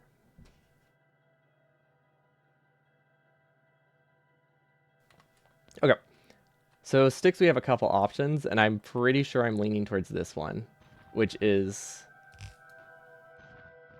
Oh, how many would I need, actually? It's quite a lot, isn't it? Each one of these is 0.625, and we need 9. Oh, wait, but the iron cost, it's a 1-to-2 ratio. So that's 8.9 divided by 2 divided by 0.625 is 7 furnaces? Oh, yeah, never mind. We're totally just doing an expansion like this, then. Because this should have enough extra iron, and if it doesn't, we can just do that very easily. That way we get the copper, or the coal. This one doesn't have to be tile perfect either. It just goes wherever. Because the only stuff I really care about being tile perfect is how these builds relate to each other. But the exact location on the patch can change by about 3-4 tiles in each direction with this design, I think. The only thing that really needs to be tile perfect is, you know, how this inserter goes to this assembler goes to this, which is very easy to tell at a quick glance. Okay, and then we would just have this build here. Shouldn't matter the distribution, right? Doesn't matter? No, it shouldn't matter because each one is only going to be 3. So yeah, we can just kind of put them wherever. That goes here, and then this connects, I think, there. Okay, and then the rest of it is going to be the brick lane and the red chip lane. And that would go here. We might need... These might be too slow, are they? So the problem... This doesn't run... Well, it's hard to say because these don't run full speed. What's the... It would need 6 assemblers to run full speed. We have 9. So we only need 30% of this rate. So we only need 2 per second coming from one input. So this technically doesn't run fast enough. This technically does not run fast enough. However, I could add a double input. I could also just use... Oh wait, these have to be fast inserters. I could also just use a little bit of red underground. That would also work. We only need... Oops, that's not right. We only would need about 4 or 5 red undergrounds to get past the throughput bottleneck. So we have some options there. We could also just accept that until we get stack size 2, it doesn't run full speed, which honestly, not a huge problem. I think we can just, I think we can accept that. Okay, and then this is going to be a very messy connection, and it is going to go like this. Voila. And that just gets sideloaded. Okay, now, red chips. We don't really have any. I think we will prioritize, obviously, blue chips, and then I think this loops around. This should loop around if I set it up properly. I wonder if there's any other things that would be worth putting quality in. Like, would a quality cargo bay be worth it? Like, I know they don't get used for anything, but do you think I can justify the spare resources to just kind of make a crap ton of cargo bays and crushers? Probably not. Because, oh yeah, never mind. The odds are like 2%. That's way too low. I would have to make 50 times as many as I need. That's hard to justify. Because those use LDS or something, don't they? I can never remember the recipe, but I want to say they require resources I'm actually hurting for. Yeah, never mind. Well, yeah. No, it would not be worth wasting 1,000 LDS to get one quality crusher. Or if we do quality 2 somehow, it would still be like 300 LDS. If we do assembler 3s, it might be worth it. What is this belt? This is the red chip belt, right? Yeah, this is red chips. Okay.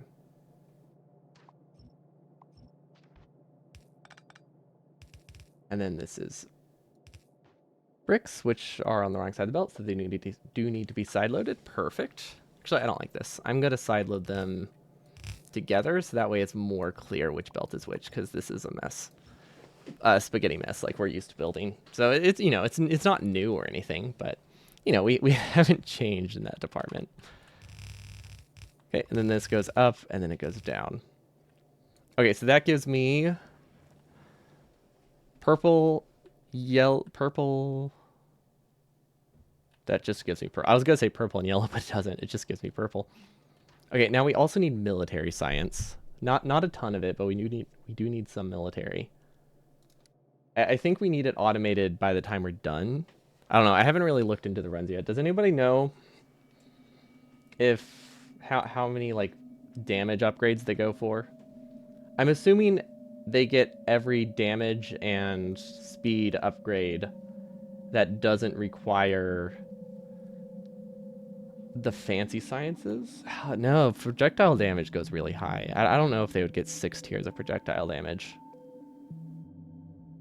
But I imagine they get some. Maybe they just go up to military science. I don't know. I might see if I might download one of the saves. I guess there's not really a submitted run. He hasn't submitted the run. I might just ask. Because that does affect how much military I make. Because if I only need military for, what is it called? Poison capsules? If I only need military for poison capsules, then things get a lot nicer. And yeah, then we can just feed them like 50 walls or something. Like that's all we need. But if we need damage upgrades, that changes it. Wait, military. I did not realize military science was required for those things. Oh, never mind then. I, you need military science for railguns, don't you? Okay, yeah, okay, never mind. So we need a lot more. You think they go to 5? Okay, that would make sense. Before it starts using like yellow science. Yeah, that's reasonable. How far does that get you in explosive damage? Okay, so explosive damage could be 4 because rockets are expensive, but maybe 3. Because there's probably a breakpoint, right? Like how fast can you destroy a medium asteroid? And if the difference between these two isn't a whole number, it doesn't matter. Yeah, that's true, 100%. I was thinking of like the shorter runs. Because the 100% runs, they should have yellow science. They should have yellow science by the time they would need explosive damage. Nef in default settings, just some yellow, but it's small. Okay, so yeah, I guess I don't need yellow for a while. Like, I would need 2 yellow science towards the end. System edge. Yeah, once I start doing these researches, but I don't need it for like an hour or 2. So that gives us plenty of time to do launches instead. Now, I'm considering being lazy and just not trying to manually fill silos. I feel like that's a bad idea, but for the first launch, so I don't have to do math, I might just take that shortcut. And then this would be yellow science when we eventually get it, which apparently it does not need to be that soon, so we definitely overdid the yellow science. I think, or the early LDS, but you know, that's fine. It's better to have too much than too little, right? Wait, should I loop frames? I feel like I should loop frames. No, I should definitely loop frames. So that would be here, and then input, and then output. Okay, we don't need this for a while, but I think we should have everything we need in the build in the screenshot, because we're not going to worry about staging or anything super fancy. What is this? 17?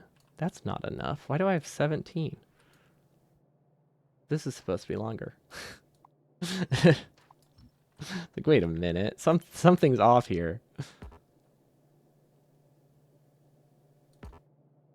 Why doesn't this not line up? What the heck?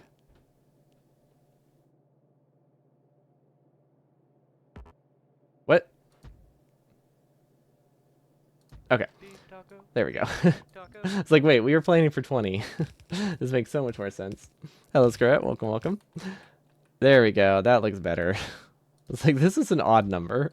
Why didn't I question it when I built an odd number of purple science? Because I had to cut it manually. I should have noticed. Anyway, so that goes here now. Much nicer. And now this loops around. Okay, perfect. And then I imagine this would go here. What side of the belt does that go onto? I know I should know this, but I never remember. Global electric network. Fill this with literally anything, and then we unpause. That is a filter. Okay, that does go on the inside. That's what I always think, but then I think right side of the belt. But then when it does a turn, I get confused. But I shouldn't, because I should think of it like this. Like if it didn't have that rotation is how it would function. I guess that doesn't really change anything. No, I guess that doesn't really change anything. I don't know why that messes me up all the time, but it does. Okay, and then this would just get side-loaded, probably. Well, not side-loaded, but that would just go here. That's what I always keep in mind, but for some reason, I always feel like it doesn't apply to curves. But obviously it does in this scenario. So I don't know if right side is ever wrong. Maybe here it's different.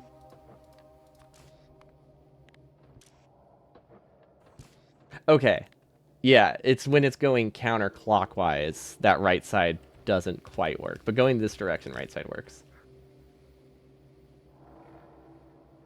So yeah, that's the one that throws me off. It just happened to be not that direction when I started talking. But yeah, I really just need to get. I should just like, I should do flashcards. I should start doing flashcards for Factorio. Like, what does this build look like? How do you make a balancer? What the heck? Smart belt. What was that? What was that? What? What? How did I do that? I'm sorry. What? What? I've never seen that one before. Yeah, I have no idea what I did. I might look into a clip. I have not seen that yet. I saw it was posted. I saw like one clip of it, and it was anti-elite CLA. Like, no, not another recipe question. Which seems very accurate. I don't really know recipes either. That would be me.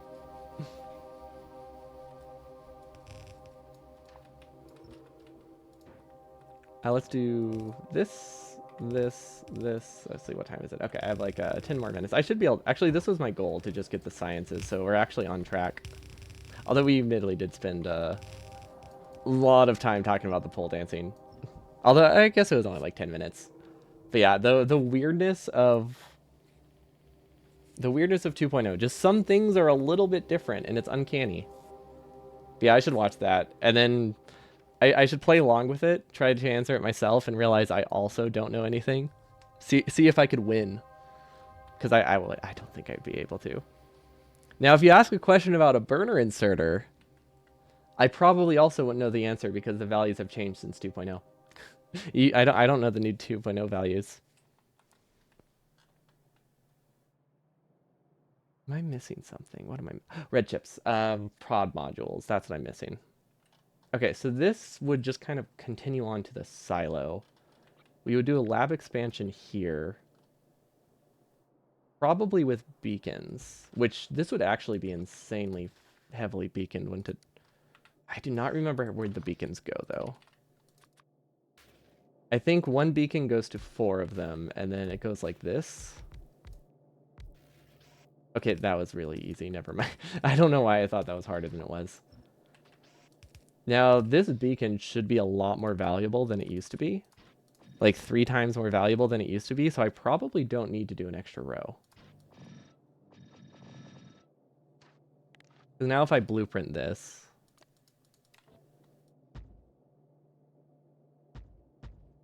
That's pretty significant, right? It's not massive. It's not as much. It's not as much as I thought, for sure.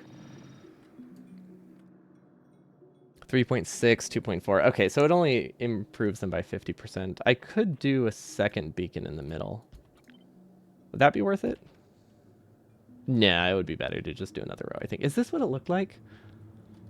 I feel like it had more beacons. No, it definitely had more beacons. I feel like it looked more like this.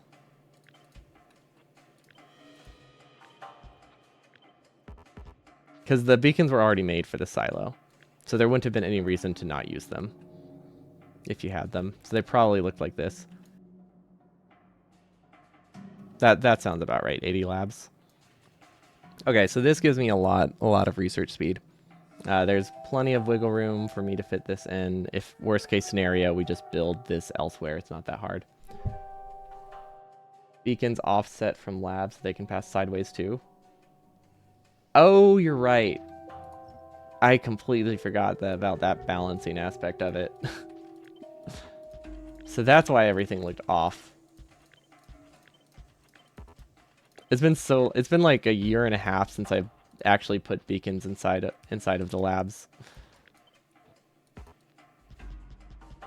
Although realistically, this doesn't matter a ton in this scenario, but might as well, because it is technically, like, it is better for balancing. Now, if I'm doing that, I should probably loop the sciences. Oh yeah, might as well loop the sciences. It's easy enough to do. At least purple science. Although I really think this much purple science is overkill, considering I don't have space science yet. Yeah, this is definitely overkill, but it's fine. We're going with what we know, and then we'll calibrate later. But I feel like this is gonna be really off.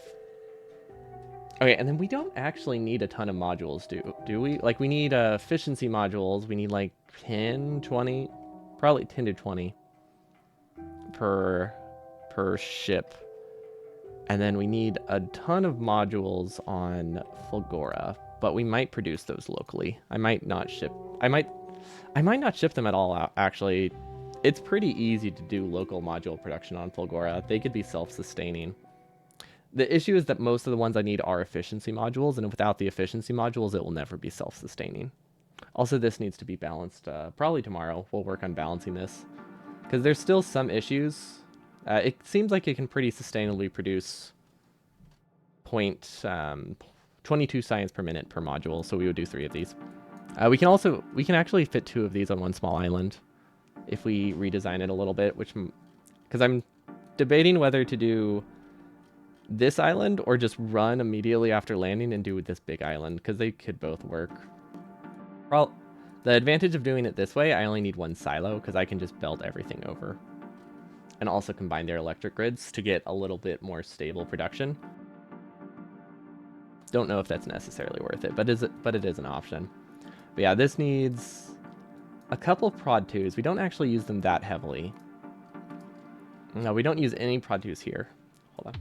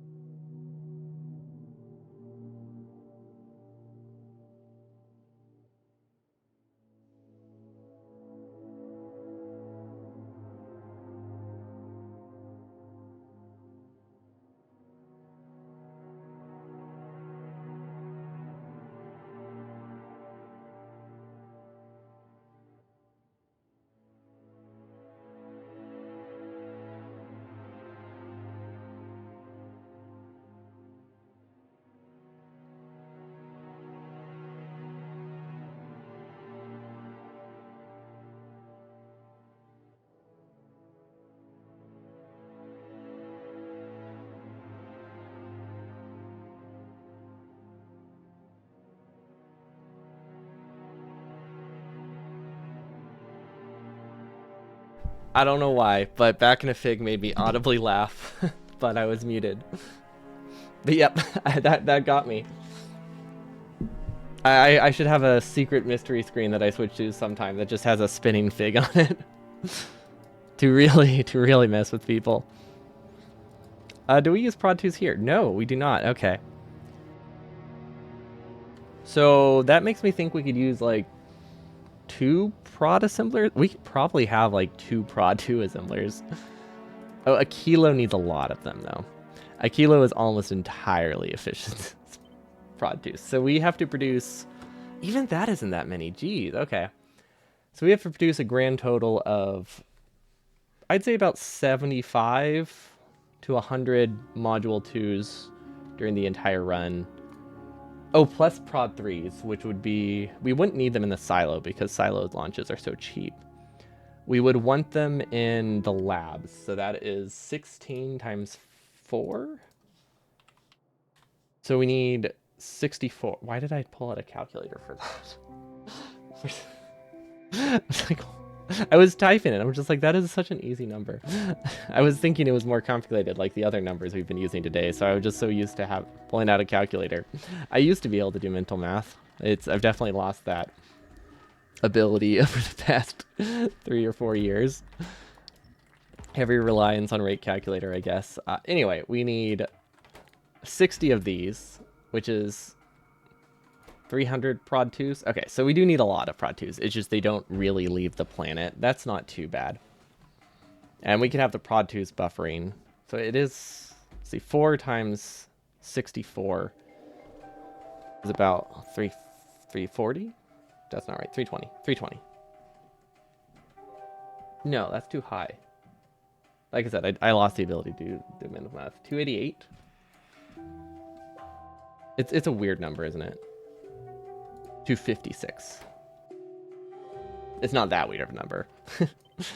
Okay, so we need 4 stacks. 4 stacks of prod 2s. 6 stacks of prod 2s. That one was a math issue. That was just me saying the wrong number. So 6 stacks of prod 2s over the course of, like, let's say an hour. Means we need, let's see, it's 0.013. See, this is the things where it's, like, annoying. 0.0175 per second. So that's 3,600 times 0.075. This, we would need 6. Wait, these are prod 2s. Though there are prod 3 assemblers. I think it's half that. Because these are half the speed, right? 30, 60. Okay, so we need 3 of these running full speed for an hour to get the prod 2s we need. That is basically nothing. Like, that is basically nothing. Yeah, this is fine. I mean, that is like 0.3 processing units per second, which admittedly is 15%? 15% of what we have? I think. Yeah, about 15%. But we have extra because we will be sending most of it to space, so that should be fine. So we'll just kind of cram them here, and then we'll need more module production. Now, efficiency modules need to produce a little bit faster. Speed modules need to produce a little faster. I might just do like 3, though. Now, we won't have access to any plants, but let's do this. I don't know. We might use efficiency 2s. Efficiency 2s have the advantage of being really, really nice for spaceships because they like have the amount of solar panels you need for crushers. Because it bumps it from 60% down to 80% reduction, which is, or 40% consumption down to 20% is a better way to phrase it, which is literally half. But don't know how important that is. Quality efficiencies also are an option, but never mind. That's a silly option. But I think one of these would probably work. So maybe I do this ratio. Because we might end up using a lot more efficiencies on a kilo. Right now we're using a ton, or not a kilo, but Fulgora might need better efficiency modules. Right now it's pretty bad. Although I don't think any of them are beacons, so I don't know if efficiencies would actually help. But yeah, at the moment, Fulgora is insanely expensive. And then prod module production, we would definitely need more to power 6 of those. I think 6 go into that, and then we'll do... We don't necessarily need the extra because we will be overproducing these early, so I think we only need an exact ratio. So that means we need 4 per second of red chips, 3.5 of green chips, and 0.625 of blue chips. That is actually not that bad at all. And then I think should these be belted? Maybe I should do something like this. This seems like a reasonable build to me.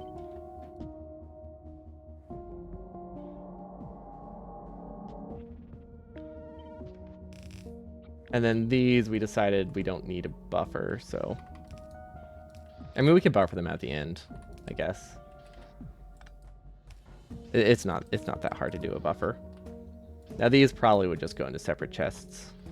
I'm not entirely sure how we're going to do the prod 3s. We'll probably just hand deliver them, honestly. But yeah, it looks like we're mostly red chip limited. So green chips, we could steal from here. Nah, we just need more green chips.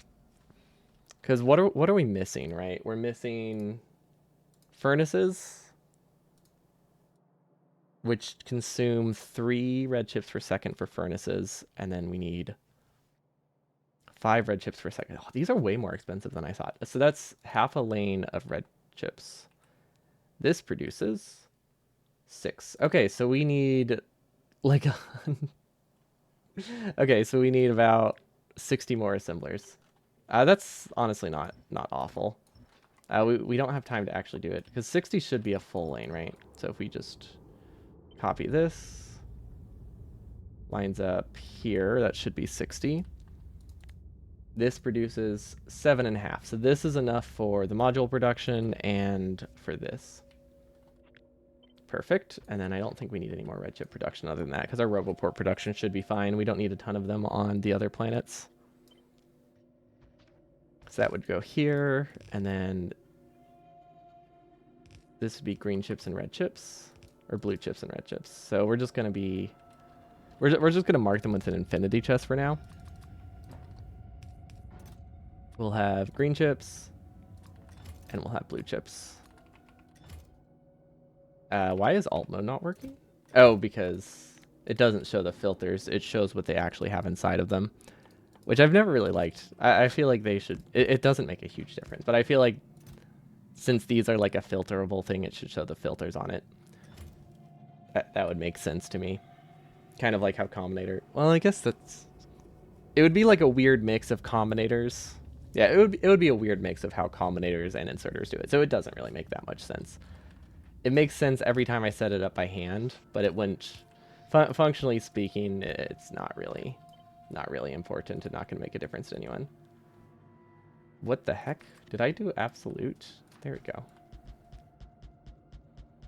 Okay, that pattern's actually really easy. And then we could probably just do like one long belt and then maybe buffer. We could do a sushi belt. I could do a sushi belt. That wouldn't be that hard because we can limit these outputs. And then we could just have one buffer test on then. So we have a lot of options. I'll show both. So that way when I look at it tomorrow, I don't forget because I will forget. But that seems like a good stopping point. We got all of our vanilla base, right? So this should be, unless we missed something, but this should be the size of the base we need to be fairly equivalent to like the old any percent size base, which is fairly manageable for bots to do pretty quickly. I doubt we're gonna do it, but you know, we're not gonna do it in like 90 minutes. We might do it in like 3 hours, but you know, that's fine. It's fine for our goal. And then we have a couple expansions we have to do on top of this, but honestly, the size of this base is pretty sufficient for the goal that I personally have for rocket launches. We'll need a large amount of steel, probably produced over here, because I think these will be great for producing space platform. That is a good, that's a good spot for it, because our silo is probably going to be somewhere around here, or maybe down here. But I think we need 15 steel per second going into space platform, if I'm being completely honest. That feels like a lot of steel, but that's only one space platform per second, which means it takes, I mean, that's like 5 minutes to build a ship. Maybe we don't need that much. Because, like, the starting ships are only going to be, like, a couple hundred, few hundred platform, maybe. It's not until we get to a kilo and, you know, past a kilo that we need a lot. But that's it for me today. Hope you all have a wonderful evening, and I'll see you all next time. Peace.